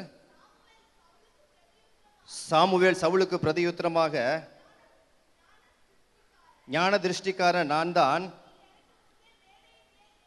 நீ எனக்கு முன்னே மேடையிலே நீ ஏறிப்போ, நீ எதற்காக வந்திருக்கிறாய் என்று சொல்லி கூட அவனை பார்த்தவர் கேட்கவில்லை. இந்த சவுல் சாமுவேலை நோக்கி வருகிறார். வந்து, யார் ஞான திருஷ்டிக்காரன், தேவ மனுஷன் யார் என்று சொல்லி, சாமுவேல் யார் என்று சவுலுக்கு தெரியாது. யார் என்று நேரடியாக வந்து சாமுவேலை பார்த்தே அவர் கேட்கிறார். சொல்லுகின்றார், நீ முதலாவது மேடையில் ஏறிப்போ, நீ வந்த நோக்கம் என்ன என்பதை குறித்து நான் பிற்பாடு உனக்கு பேசுகிறேன் என்று சொல்லி. காரணம், இந்த சவுல் தான் கர்த்தரால் தெரிந்து கொள்ளப்பட்ட மனுஷன் என்று சொல்லி கர்த்தர் முன்னமே அந்த சாமுவேலுக்கு சொன்னதை நிமித்தமாய் இவர் என்ன நோக்கத்திற்காக வந்திருக்கிறார் என்பதை இவர் அறியாதபடிக்கு கர்த்தர் இவரை குறித்த நோக்கம் என்ன, கர்த்தர் இவரை குறித்த திட்டம் என்ன என்பதை குறித்து அந்த சாமுவேல் முன்குறித்து அறிந்தது நிமித்தமாய் சவுலை கண்ட மாத்திரத்திலே என்ன நோக்கத்திற்காக வந்திருக்கா என்பதை அறியாதபடிக்கு, கேட்டுக்கொள்ளாதபடிக்கு கர்த்தருடைய திட்டத்தை நிறைவேற்றுவதில் அவன் உறுதியுள்ள ஒரு மனுஷனாய் காணப்படுகிறார். அது மாத்திரமல்ல, அவர் சொல்லுகின்றார் பாருங்கள், 3 நாளைக்கு பின்பு காணாமல் போன கழுதையை குறித்து கவலைப்பட வேண்டாம், அவைகள் அகப்பட்டது. இதெல்லாமல் சகல இஸ்ரவேலின் ஆபேட்சியும் யாரை நாடுகிறது, உன்னையும் உன் வீட்டாரையும் அல்லவா என்று சொல்லி இது அவருக்கு ஒரு புதிய ஒரு காரியமாய் போடுகிறது. பேசின காரியம், இந்த சாமுவேல் சவுலை பார்த்து இந்த சொன்ன காரியம் ஒரு வித்தியாசமாய் அவருக்கு தெரிகிறது. நான் கழுதையை தேடி போய் நான் வந்திருக்கிறேன், அந்த கழுதை எங்கே கிடைக்கும்னு சொல்லி நான் உன்னிடத்தில் கேட்கிறேன், எந்த பக்கத்தில் போய் பார்த்தா கழுதையை கண்டுபிடிக்க முடியும், வெறுமையாய் வீட்டுக்கு திரும்பி போகக்கூடாது என்று சொல்லி தேவ மனுஷனை நான் தேடி வருகிறேன். நீ இந்த ஜனங்களுக்காக ஆபேட்சம் பண்ணுகிறது யார் என்று சொல்லி நீ கேட்கிறாயே என்று சொல்லி அந்த சாமுவேலை பார்த்து சவுல் சொல்லுகின்ற போது அவர் சொல்லுகிறார், இந்த இஸ்ரவேல் ஜனங்களிலே பென்யமீன் கோத்திரம் என்பது மிகவும் ஒரு சிறிய ஒரு கோத்திரமாய் காணப்படுகிறது. இந்த பென்யமீன் கோத்திரத்திலே எங்களுடைய குடும்பம் மிகவும் ஒரு அற்பமான ஒரு குடும்பமாய் காணப்படுகிறது. நன்றாய் கவனிக்க வேண்டும். இந்த இஸ்ரவேல் குடும்பத்திலே பென்யமீன் கோத்திரம் என்பது மிகவும் ஒரு சிறிய கோத்திரம். அந்த சிறிய கோத்திரத்திலே எங்களுடைய குடும்பம் மிகவும் ஒரு அற்பமான ஒரு குடும்பமாய் காணப்படுகிறது. ஆகவே அந்த அற்பமான குடும்பத்தில் இருக்கிற என்னை குறித்து நீ இப்படிப்பட்ட ஒரு பெரிய வார்த்தைகள் நீ என்னோடு கூட பேசுகிறாயே என்று சொல்லி சாமுவேலை பார்த்து சவுல் சொல்லுகின்றார். இவன் தன்னை குறித்து ஒரு அற்பமாய் நினைத்து கொண்டிருக்கிறான். ஆனால் பாருங்க, சவுலை குறித்து என்ன செய்ய போகிறார் கர்த்தர் என்பதை சவுல் அறியாதவராய் காணப்படுகிறான். சவுலுடைய திட்டங்கள் என்ன என்பதை குறித்து சவுலுக்கு தெரியாது. எதிர்காலத்தில் என்ன நடக்கப் போகிறது என்பது சவுலுக்கு தெரியாது. ஆனால் அந்த சவுலை குறித்து முன்குறித்த ஆண்டவர் சவுலை குறித்து ஒரு திட்டத்தை வைத்துக் கொண்டிருக்கிறார். அவருடைய திட்டத்தின்படி ஒவ்வொரு காரியம் நிறைவேறி கொண்டிருக்கிறது. ஆனால் இதை அறியாத அந்த சவுல் அந்த சாமுவேலை பார்த்து கொள்கிறார், நான் மிகவும் எளிய குடும்பத்திலே பிறந்தவன், நாங்கள் ஒதுக்கப்பட்டவர்களாய் காணப்படுகிறோம், மிக சிறிய ஒரு கோத்திரத்தில் உடையவர்களாய் காணப்படுகிறோமே, என்னை போய் இப்படிப்பட்ட ஒரு கேள்வி கேட்கிறாயே என்று சொல்லி அவன் அவரை பார்த்து சொல்லுகின்றான். அதற்கு பாருங்கள், அந்த சாமுவேல் சொல்லுகின்ற ஒரு காரியம் அடுத்த வசனத்தில் எடுத்து வாசிப்போம். அவர் எப்படியாய் அவரை உயர்த்துகிறார் என்று சொல்லி சொல்லப்பட்டிருக்குது. சாமுவேல் சவுலையும் அவன் வேலைக்காரனை போஜன சாலைக்குள் அழைத்து கொண்டு போய் அவர்கள் அழைக்கப்பட்டவர்களுக்குள்ளே எங்க கொண்டு போய் வைக்கிறாரா? தலைமையான இடத்திலே வைக்கிறார். ஒரு அற்பமான மனுஷன் என்று சொல்லி அவன் தன்னை அந்த சாமுவேல் இடத்திலே சொல்லி கொண்டிருக்கிறான். ஆனால் இவனைத்தான் கர்த்தர் உயர்த்த போகிறார் என்பதை சாமுவேல் அறிந்திருக்கிறார். கர்த்தருடைய திட்டத்தை சாமுவேல் அறிந்திருக்கிறார். இந்த மாலை வேளையிலே நம்முடைய திட்டம் என்பது நமக்கு தெரியாது. இந்த சவுல் இருக்கக்கூடிய இடத்திலே நம்மை நாம் நினைத்து நாம் பார்ப்போம். நம்முடைய திட்டம் என்ன என்பது நமக்கு தெரியாது. ஒரு அற்பமான ஒரு சூழ்நிலையிலே ஒருவேளை நாம் இருந்திருக்கலாம். ஆனால் கர்த்தர் நம்மை முன்குறித்தது நிமித்தமாக இந்த இடத்திலே நம்மை உயர்த்தி வைத்திருக்கிறார், இந்த இடத்திலே கொண்டு வந்து வைத்திருக்கிறார். கர்த்தரால் ஆசீர்வதிக்கப்பட்டவர்கள் யார் என்று சொல்லி கேட்டபோது எல்லாரும் கரங்களை உயர்த்தினோம். கர்த்தர் நம்மை ஆசீர்வதித்துக் கொண்டுதான் இருக்கிறார். இந்த சவுலை ஆசீர்வதித்ததை போல கர்த்தர் நம்மை ஆசீர்வதித்திருக்கிறார். இந்த சவுல் கர்த்தர் ஒரு மிகவும் அற்பமான ஒரு குடும்பத்தில் இருந்ததை போல, அற்பமாய் எண்ணப்பட்ட ஒரு மனுஷனை போல நம்மையும் மற்றவர்கள் அற்பமாய் எண்ணப்பட்ட ஒரு சூழ்நிலை இருந்த நம்மையும் கர்த்தர் படிப்படியாய் இந்த நிலைமையிலே நம்மை உயர்த்தி கொண்டு வந்து கொண்டிருக்கிறார். பாருங்கள், இந்த சவுல் ஒரு அற்பன், நான் ஒரு அற்பன் என்று சொன்னாலும் கூட அவனுக்கு ஒரு தலைமையான ஒரு இடத்தை அவனுக்கு கர்த்தர் அவனை உயர்த்தினார். சாமுவேல் அவருக்கு ஒரு இடத்தை கொடுத்தார் என்று சொல்லி நாம் பார்க்கிறோம். அந்த போஜன பண்டக சாலையிலே ஒரு தலைமையான இடத்திலே கொண்டு அவனை உட்கார வைக்கிறார். 30 பேர் அந்த இடத்திலே சாப்பிடும்படியாக வந்திருக்கிறார்கள். ஒரு முதன்மையான இடத்தை கர்த்தர் அவனுக்கு வைத்திருக்கிறார். சாமுவேல் அவருக்காக அந்த இடத்தை ஆயத்தம் பண்ணி இருக்கிறார். கர்த்தர் நமக்காக ஒரு முதன்மையான இடத்தை வைத்திருக்கிறார். ஒருவேளை கழுதை காணாமல் போனதை போல நம்முடைய வாழ்க்கையில எதையாயும் நாம் தொலைந்து விட்டது என்று சொல்லி ஒருவேளை நினைத்துக் கொண்டிருக்கலாம். ஆனால் கர்த்தருடைய திட்டத்தின்படி தான் நடக்கும். ஒரு இழப்புக்கு பிற்பாடுதான் ஒரு ஆசீர்வாதம் நம்மை நோக்கி வரும். ஆண்டவர் நம்மை சோதிப்பார். இந்த காரியங்களில் நாம் எப்படி இருக்கிறோம் என்று சொல்லி இவன் இழந்து போன அந்த கழுதையை தேடி அவன் போகிறான். சோர்ந்து போகாதபடிக்கு போகின்ற போது கர்த்தர் ஒரு அற்பமாய் இருந்த அவனையும் ஒரு முதன்மையான இடத்திலே வைத்திருக்கிறார். இந்த மாலை வேளையிலும் நாமும் அப்படித்தான். கடந்த வருஷத்தில் இருந்ததை போல இந்த வருஷத்திலே அல்ல, 5 வருஷத்துக்கு முன்பால் இருந்ததை போல இந்த வருஷத்தில் நாம் இல்லை. கர்த்தர் நம்மை கொஞ்சம் கொஞ்சமாக உயர்த்து கொண்டு வைக்கிறார். ஒரு தலைமையான இடத்திலே கர்த்தர் நம்மை வைக்கும்படியாக விரும்புகிறார். இஸ்ரவேலை ஆசீர்வதிப்பதே கர்த்தருக்கு பிரியம் என்று சொல்லப்பட்டிருக்கிறது.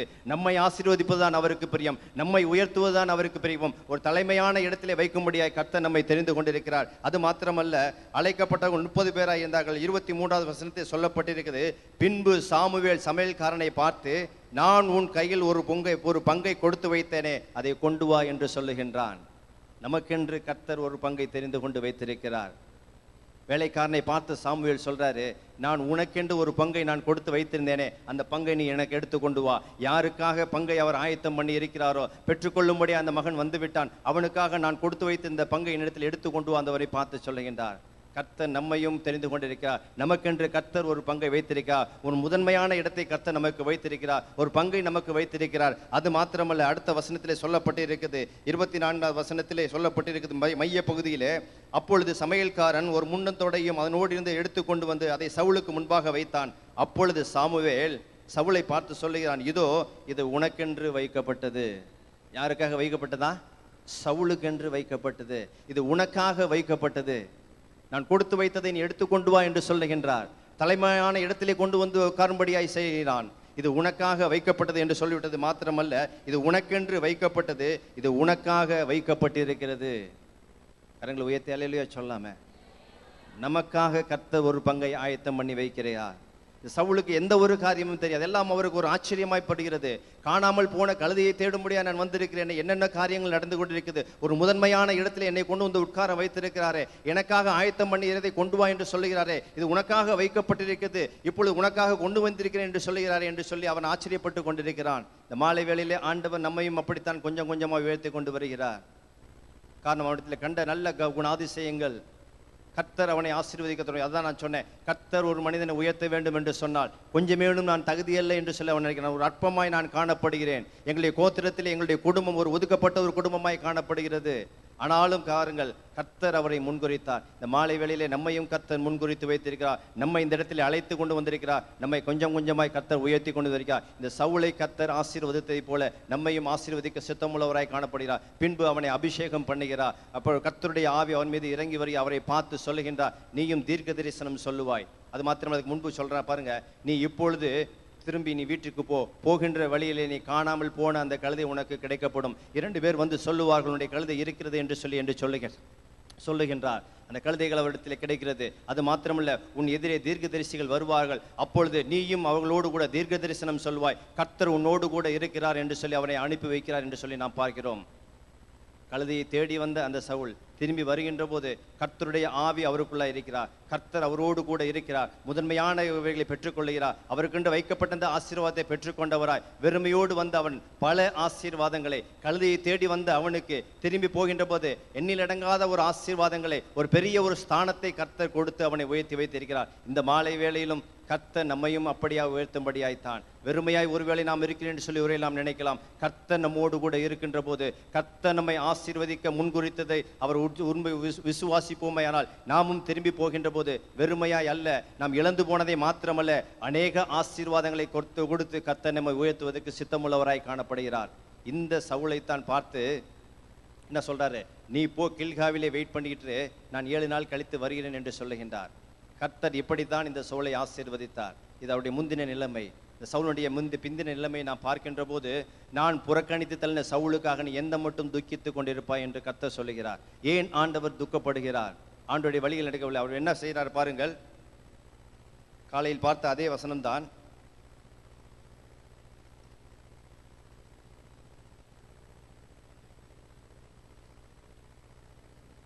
பதிமூன்றாம் அதிகாரம்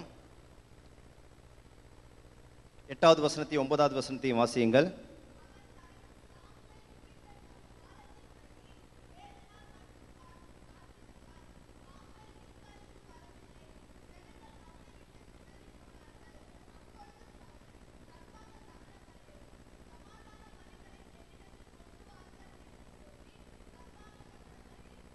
சர்வாங்க தகன பலியை தானே செலுத்தினான் என்று சொல்லப்படுது. ஒன்றும் இல்லை, அவர் சொல்றாரு, போய் கில்காலில் 7 நாள் வெயிட் பண்ணு, நான் பின்னால் வந்துடுறேன், நான் பலிகளை செலுத்துகிறேன், எனக்காக காத்திரு என்று சொல்லி தேவ மனுஷன் சொல்லுகிறான்.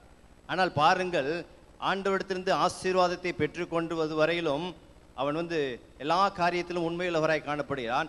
ஆசீர்வாதத்தை பெற்றுக்கொண்ட பிற்பாடு, ராஜ்யபாரத்தை பெற்றுக்கொண்ட பிற்பாடு அந்த தேவ மனுஷன் சொல்லுகிறான், எனக்காக நீ காத்திரு, நான் வந்து விடுகிறேன் என்று சொல்லி அந்த தேவ மனுஷன் வருவதற்கு சற்று கால தாமதமாகிறது. அவன் உடனே என்ன பண்ணுகிறான், இவன் பலிகளை செலுத்தினான் என்று சொல்லப்பட்டிருக்குது.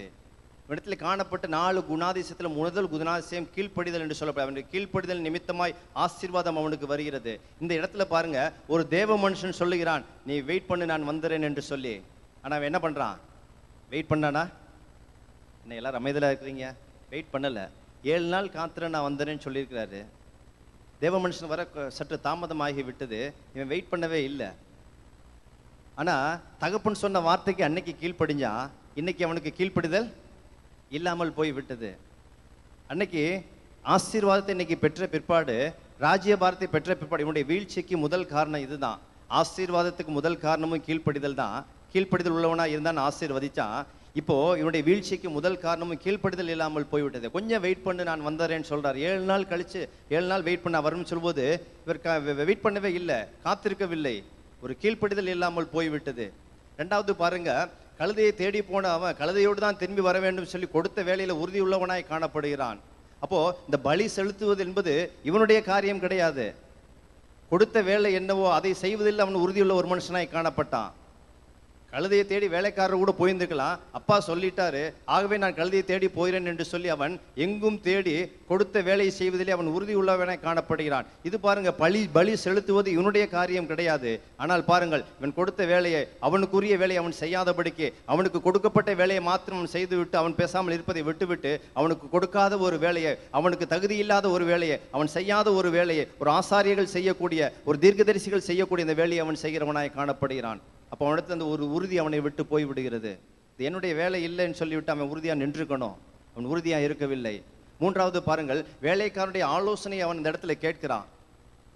நம்ம வீட்டுக்கு போகலான்னு சொல்லி சொன்னபோது அவன் சொல்லலாம், இல்லை தேவ மனுஷனை போய் நம்ம பார்க்கலான்னு சொல்லி சொன்னபோது, நல்ல காரியத்தை நீ செய்தாய், வா அந்த தேவ மனுஷனை பார்க்க போவோம் என்று சொல்லி அன்றைக்கு வேலைக்காரனுடைய ஆலோசனை அவன் கேட்கிறான்.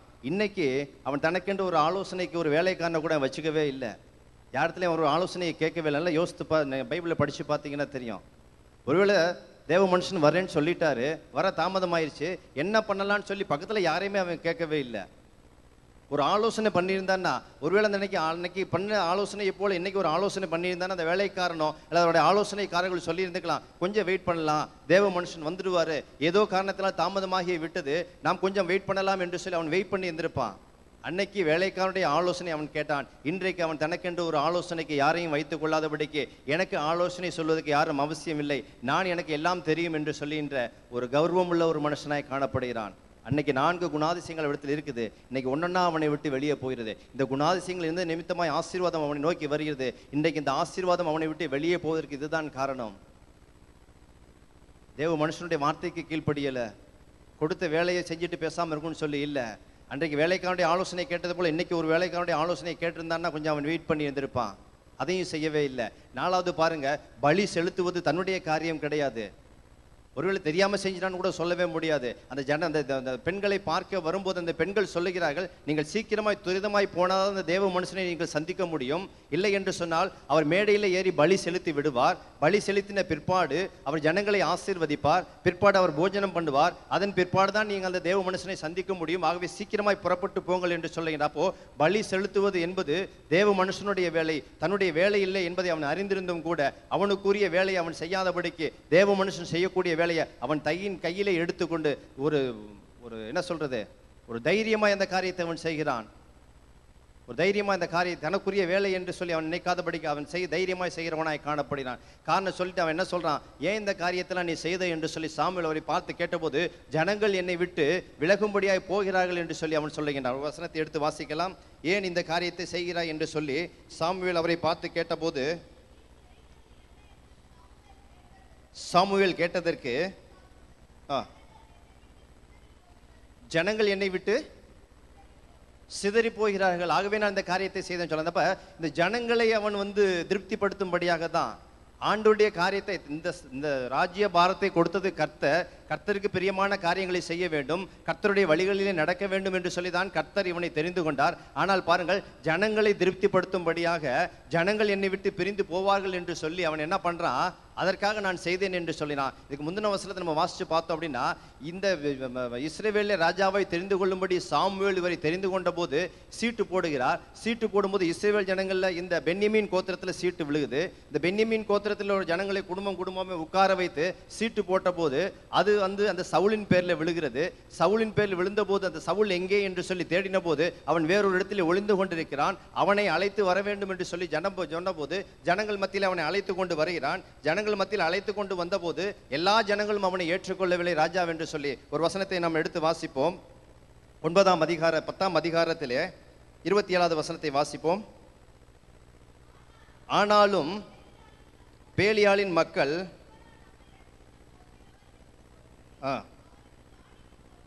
அவனுக்கு காணிக்கை கொண்டு வராமல் அவனை அசட்டை பண்ணினார்கள். அவனோ காது கேளாதவன் போல. அன்னைக்கு ராஜ்யபாரத்தை இப்போ ஒரு சில ஜனங்கள் அவனை ஏற்றுக்கொள்ளவே இல்லை. அப்போ அவன் என்ன பண்ணுறான், காது கேட்காதவனை போல் அவன் இருக்கிறான். ஆனால் இன்னைக்கு என்ன சொல்கிறான், ஜனங்கள் என்னை விட்டு போய்விடுவார்கள் சொல்லி இந்த காரியத்தை செய்தேன் என்று அவன் சொல்லி ஜனங்கள் மீது அவன் பலிகளை போடுகிறான். தான் செய்த அந்த காரியத்தை ஜனங்கள் மீது அவன் போடுகிறவனாய் காணப்படுகிறான். ஒருவேளை அன்னைக்கு போல இன்னைக்கு அவன் இருந்திருக்கலாம். ஜனங்கள் சிதறி போனா என்னன்னு சொல்லிட்டு கொஞ்சம் கண்டும் காணாமல் அவன் இருந்திருக்கலாம்.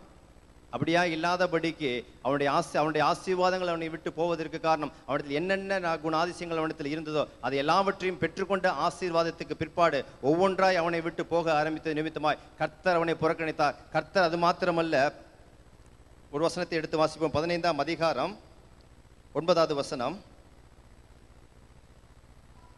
சவுலும்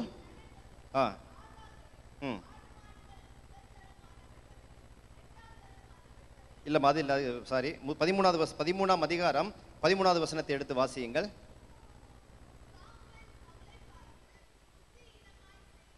புத்தியீனமாய் செய்து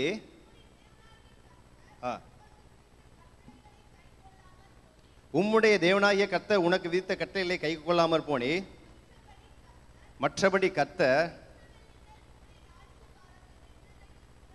ஸ்திரப்படுத்துவார். ஆனால் இப்பொழுதோ உம்முடைய ராஜ்யபாரம் நிலை நிற்காது. காரணம், கர்த்தர் தம்முடைய இதயத்துக்கு ஏற்ற ஒரு மனுஷனை தமக்கு தேடி அவனை தன் முன் ஜனங்களின் மேல் தலைவனாய் இருக்க கட்டளையிட்டார். கர்த்தர் உனக்கு விதித்த கட்டளையை நீ கை கொள்ளவில்லை என்று அவனை பார்த்து சொல்லுகின்றார். முந்தின வருஷத்துல நீ எண்ணி துணிந்து சர்வாங்க தகவல்படி செலுத்தினேன் என்று சொல்லி அவனை பார்த்து சொல்கிறான். ஒரு துணிகரமான பாவத்தை அவன் செய்கிறவனாய் காணப்படுகிறான். பலி செலுத்துவது அவனுடைய காரியம் கிடையாது. ஒரு கீழ்ப்படிதல் அவனிடத்தில் இருந்தது, இப்பொழுது கீழ்ப்படிதல் அவனிடத்தில் இல்லாமல் போய்விட்டது. ஒரு ஆலோசனையை கேட்டுக்கொண்டான், இன்றைக்கு ஆலோசனையை கேட்கவில்லை. இவனுடைய வேலை எது அல்ல, ஆனால் இந்த வேலையை செய்வதற்கு அவன் துணிகரமாய் காணப்படுகிறான். எல்லாவற்றையும் கர்த்தர் பார்த்து கொண்டிருக்கிறார். இந்த மாலை வேளையிலே கர்த்தருடைய ஆலயத்தில் வந்திருக்கிறோம். கர்த்தரிடத்திலிருந்து நம்ம ஆசீர்வாதத்தை நாம் பெற்றுக்கொண்டிருக்கிறோம். கர்த்தர் நம்மை உயர்த்தி கொண்டு வருகிறார். ஆனால் கர்த்தர் நம்மிடத்தில் உயர்த்த பிற்பாடு, இந்த ஆசீர்வாதத்தை பெற்றுக்கொண்ட பிற்பாடு நாம் எப்படி வாழ்ந்து கொண்டிருக்கிறோம்? எல்லா ஆசீர்வாதத்தையும் அவன் பெற்றுக்கொண்டு பிற்பாடு ஆண்டவருடைய வழிகளை விட்டு ஆண்டவர் அவனை பார்த்து மனஸ்தாபப்பட்டார் என்று சொல்லப்பட்டிருக்கிறது. ஆண்டவர் அவனை பார்த்து துக்கப்பட்டார் என்று சொல்லப்பட்டிருக்கிறது. இந்த மாலை வேளையிலே அவனுடைய கர்த்தர் சவுலை ஆசீர்வதித்தை போல தான் நம்மையும் ஆசீர்வதித்துக் கொண்டிருக்கிறார். சவுல் ஆசீர்வாதத்தை பெற்றுக்கொண்டதை போல தான் நம்மையும் நம் ஆண்டவரத்தின் ஆசீர்வாதத்தை பெற்றுக்கொண்டிருக்கிறோம். ஆனால் கர்த்தரிடத்திலிருந்து ஆசீர்வாதத்தை பெற்றுக்கொண்டவர்களாக இருக்கக்கூடிய நாம், ஆண்டவர் நம்மை பார்த்து மனஸ்தாபப்படுகிற அளவிற்கு நாம் இருக்கிறோமா? நம்மை பார்த்து பிரியப்படுகிற அளவிற்கு நாம் வாழ்ந்து கொண்டிருக்கிறோமா? கர்த்தர் அவனை புறக்கணித்து தள்ளினார் என்று சொல்லி நாம் பார்க்கிறோம். கர்த்தர் சொன்ன வார்த்தையை அவன் செய்யவில்லை. எல்லாவற்றையும் கொன்று போட்டு விடு என்று சொல்லி அவரை பார்த்து ஒரு வசனத்தை எடுத்து வாசித்து நாம் முடிக்கலாம். 15ஆம் அதிகாரம் 9வது வசனத்தை எடுத்து வாசியுங்கள். 8வது வசனமா? ஆகாபை உயிரோடு 3வது வசனத்தை வாசியுங்கள். அமலேக்கை மடங்கடித்து சங்கரித்து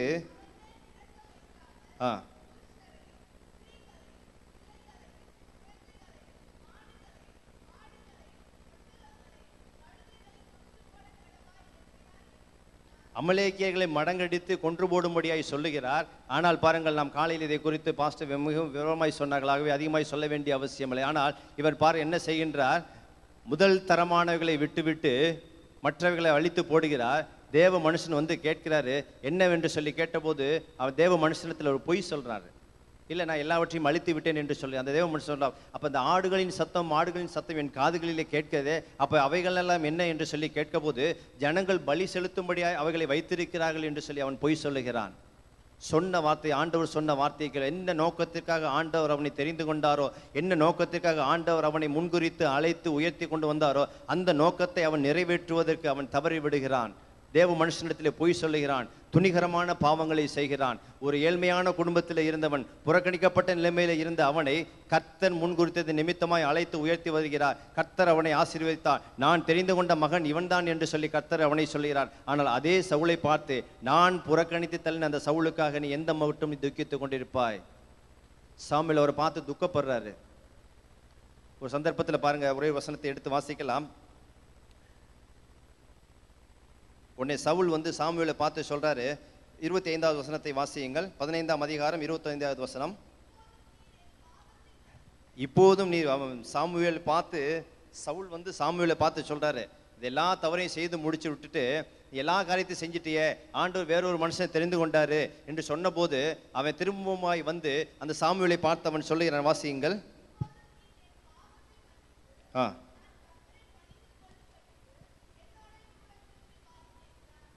தொடர்ந்து வாசியுங்கள். சாமுவேல் சவுலை பார்த்து, நீ என்னோடு கூட நீ திரும்பி வர வேண்டும் என்று சொல்லி அவனை பார்த்து கெஞ்சுகிறான். தீர்க்கதரிசியை பார்த்து, என்னுடைய பாவத்தை நீ மன்னிச்சிடும், எல்லாவற்றையும் செய்ய வேண்டியதெல்லாம் செஞ்சுட்டான், துணிகரமான பாவங்களை செஞ்சுவிட்டு என்னோடு கூட நீ திரும்பி வர வேண்டும் என்று சொன்னபோது அந்த சாமுவேல் சொல்றார், இல்லை, நான் உன்னோடு கூட நான் திரும்பி வர முடியாது. தொடர்ந்து வாசியுங்கள். நீ கர்த்தருடைய வார்த்தையை புறக்கணித்து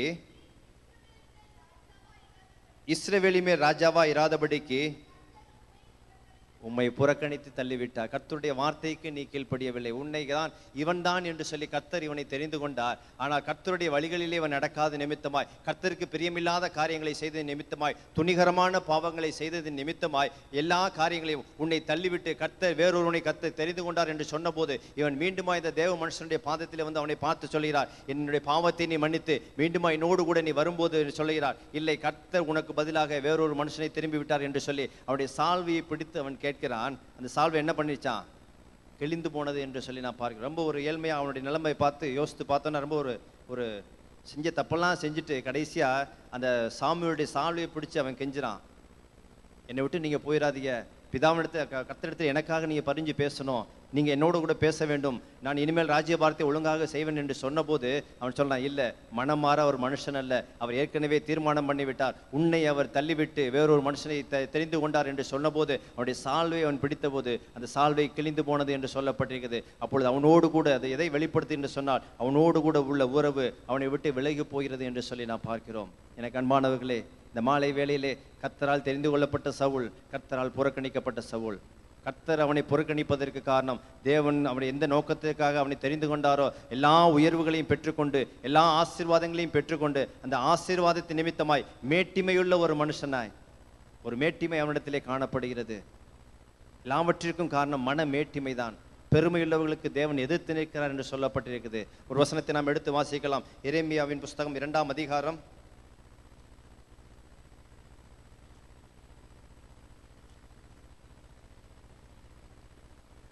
7வது வசனத்தை வாசியுங்கள்.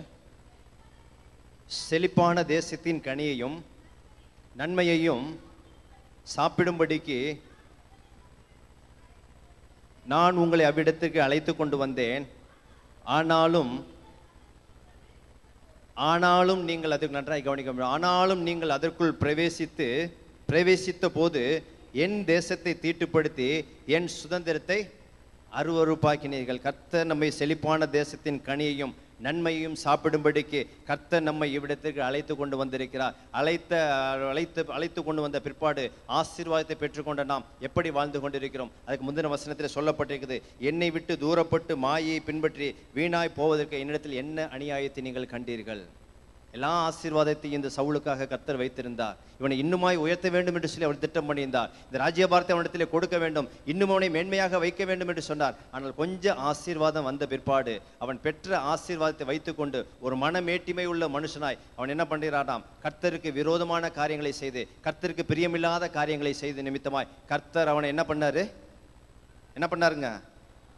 புறக்கணித்தாரா? எல்லாரும் அமைதியாக இருக்கிறீங்க. புறக்கணித்தாரா? என்ன புறக்கணித்தது மாத்திரமல்ல, புறக்கணித்து தள்ளினார் என்று சொல்லப்பட்டிருக்குது. ஆண்டவர் புறக்கணிச்சு மட்டும் வைக்கல, புறக்கணித்து அவனை கீழே தள்ளி விட்டார். இப்போ அதுக்கு பிற்பாடு அவனிடத்துல பார்த்தீங்கன்னா தாவீதை கொல்லணுங்கிற ஒரு கொலை வெறி அவனுக்குள்ளாய் இருக்கிறது, ஒரு பொறாமை அவனுக்குள்ளாய் வரப்படுது. முன்னால் அவனிடத்தில் இப்படிப்பட்ட குணாதிசயங்கள்லாம் கிடையாது. ஆனால் இப்போ கர்த்தர் அவனை விட்டு விலகினது நிமித்தமாய், கர்த்தருடைய ஆவி அவனை விட்டு வெளியே போனது நிமித்தமாய் இன்னும் மோசமான காரியங்கள் அவனுக்குள்ளாய் வர ஆரம்பிக்கிறது. இந்த மாலை வேளையில வந்திருக்கிற நாம், கர்த்தரிடத்திலிருந்து ஆசீர்வாதத்தை பெற்றுக்கொண்டிருக்கிற நாம், ஆண்டவருடைய வழிகளில் நாம் நடக்கிறோமா? நாம் செய்யக்கூடிய ஒவ்வொரு காரியங்களும் ஆண்டவருக்கு ஒரு பிரியமுள்ள ஒரு காரியங்களை செய்கிறவர்களாக நாம் இருக்கிறோமா என்பதை நாம் நிதானிக்க வேண்டும். கர்த்தர் நம்மையும் உயர்த்தியிருக்கிறார். ஒருவேளை அந்த சவுலை புறக்கணித்து தள்ளினதை போல ஆண்டவர் நம்மை புறக்கணித்து தள்ளினால் மீண்டுமாய் ஆண்டவருடைய சமூகத்திலே கொண்டு வந்து சேர்ப்பதற்கு நமக்கு யாரிடத்திலிருந்து எந்த ஒரு சிபாரிசு வந்தாலும் ஒன்றும் முடியாது. அவர் மனம் மாற மனுஷர் அல்ல.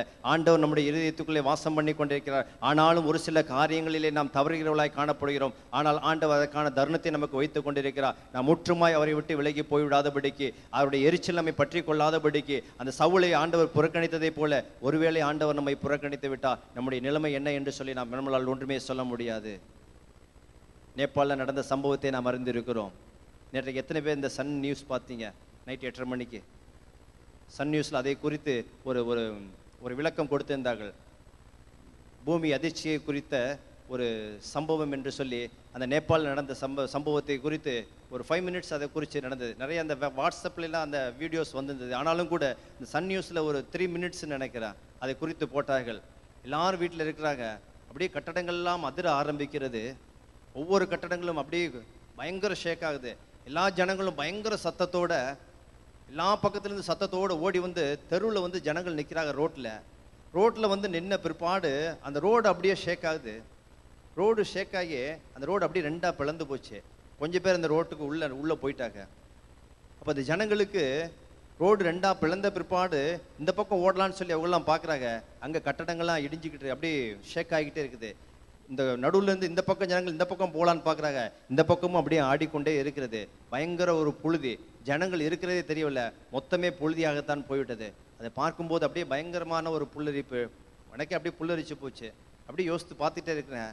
நம்ம இப்போ 2nd ஃப்ளோரில் நம்ம வீட்டில் உட்காந்துருக்கோம். இதே நிலைமை நமக்கு வந்தால் நம்ம என்ன பண்ணுவோம்னு சொல்லி யோசித்துக்கிட்டு இருக்கும்போது அந்த டிவியில் சொல்கிறான், தமிழ்நாட்டிலும் பூமி அதிர்ச்சியினுடைய அறிகுறிகள் அதிகமாக இருக்கிறது. அடுத்து தமிழ்நாட்டில் பூமி அதிர்ச்சி உண்டாக போகிறது என்று சொல்லி அவன் சொல்லுகின்றார்கள்.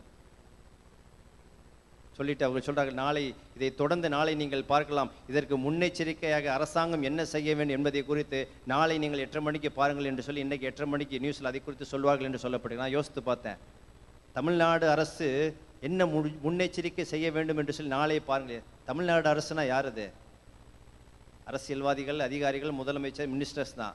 ஸோ அவங்க வீட்டில் பூமி அதிர்ச்சி வந்து அவங்க என்ன பண்ண, அவங்களையே அவங்களால காப்பாற்றிக்க முடியாது. அப்போ அப்படிப்பட்ட அவர்கள் என்ன முன்னெச்சரிக்கை எடுக்க முடியும்? அது எதனால் ஏற்பட்டது என்று சொல்லி அதை குறித்து சொல்லும்போது, பூமிக்கு அடியில் பல மைல்களுக்கு அப்பால் பூமியின் கீழே இருக்கக்கூடிய அடித்தட்டுகள் பாருங்கள் ஒன்றோடு ஒன்று நகர ஆரம்பிக்கிறதாம். ஒரு வருஷத்தில் வந்து 5 சென்டிமீட்டர்னா 2 இன்ச்சஸ், 2 இன்ச்சு வந்து பூமிக்கு அடியில் அப்படி நகர ஆரம்பிக்கின்ற போது அந்த தட்டுகள் ஒன்றோடு ஒன்று மோதுகின்ற போது அந்த பூமி அதிர்ச்சி ஏற்படுகிறதாம். அப்போ எந்த அரசாங்கம் என்ன பண்ண முடியும்? எந்த ஒரு அரசாங்கம் ஒன்றுமே பண்ண முடியாது. கர்த்தர் வந்து நம்மோடு கூட இராவிட்டால், ஆண்டவர் சொல்லுகின்றார், அந்த ராஜாவை புறக்கணித்த சவுலுக்காக எந்த மட்டும் நீ துக்கித்து கொண்டிருப்பாய்? யார் நமக்காக என்ன துக்கப்பட்டால் நம்மை ஒருவராலும் காப்பாற்ற முடியாது. ஆகவே ஆண்டவருடைய சமூகத்தில் வந்திருக்கிற நாம் ஆசீர்வாதத்தை பெற்றுக்கொள்ள, ஆண்டவருக்கு பிரியமுள்ளவர்களாக இருக்கின்ற போது, ஆண்டவர் ஒருவேளை ஆண்டவருடைய வருகை தாமதிக்குமே ஆனால், ஒருவேளை இப்படிப்பட்ட ஒரு சூழ்நிலைகள் இருக்குமே ஆனால், ஆண்டவர்களிடத்தில் நாம் செல்ல வேண்டும் என்று சொல். ஆண்டவருக்கு ஒரு பிரியமான ஒரு பிள்ளைகளாய் நாம் வாழ வேண்டும். நம்மை தப்பிவித்துக் கொள்வதற்கு யார் வந்தாலும் ஒருவராலும் முடியாது.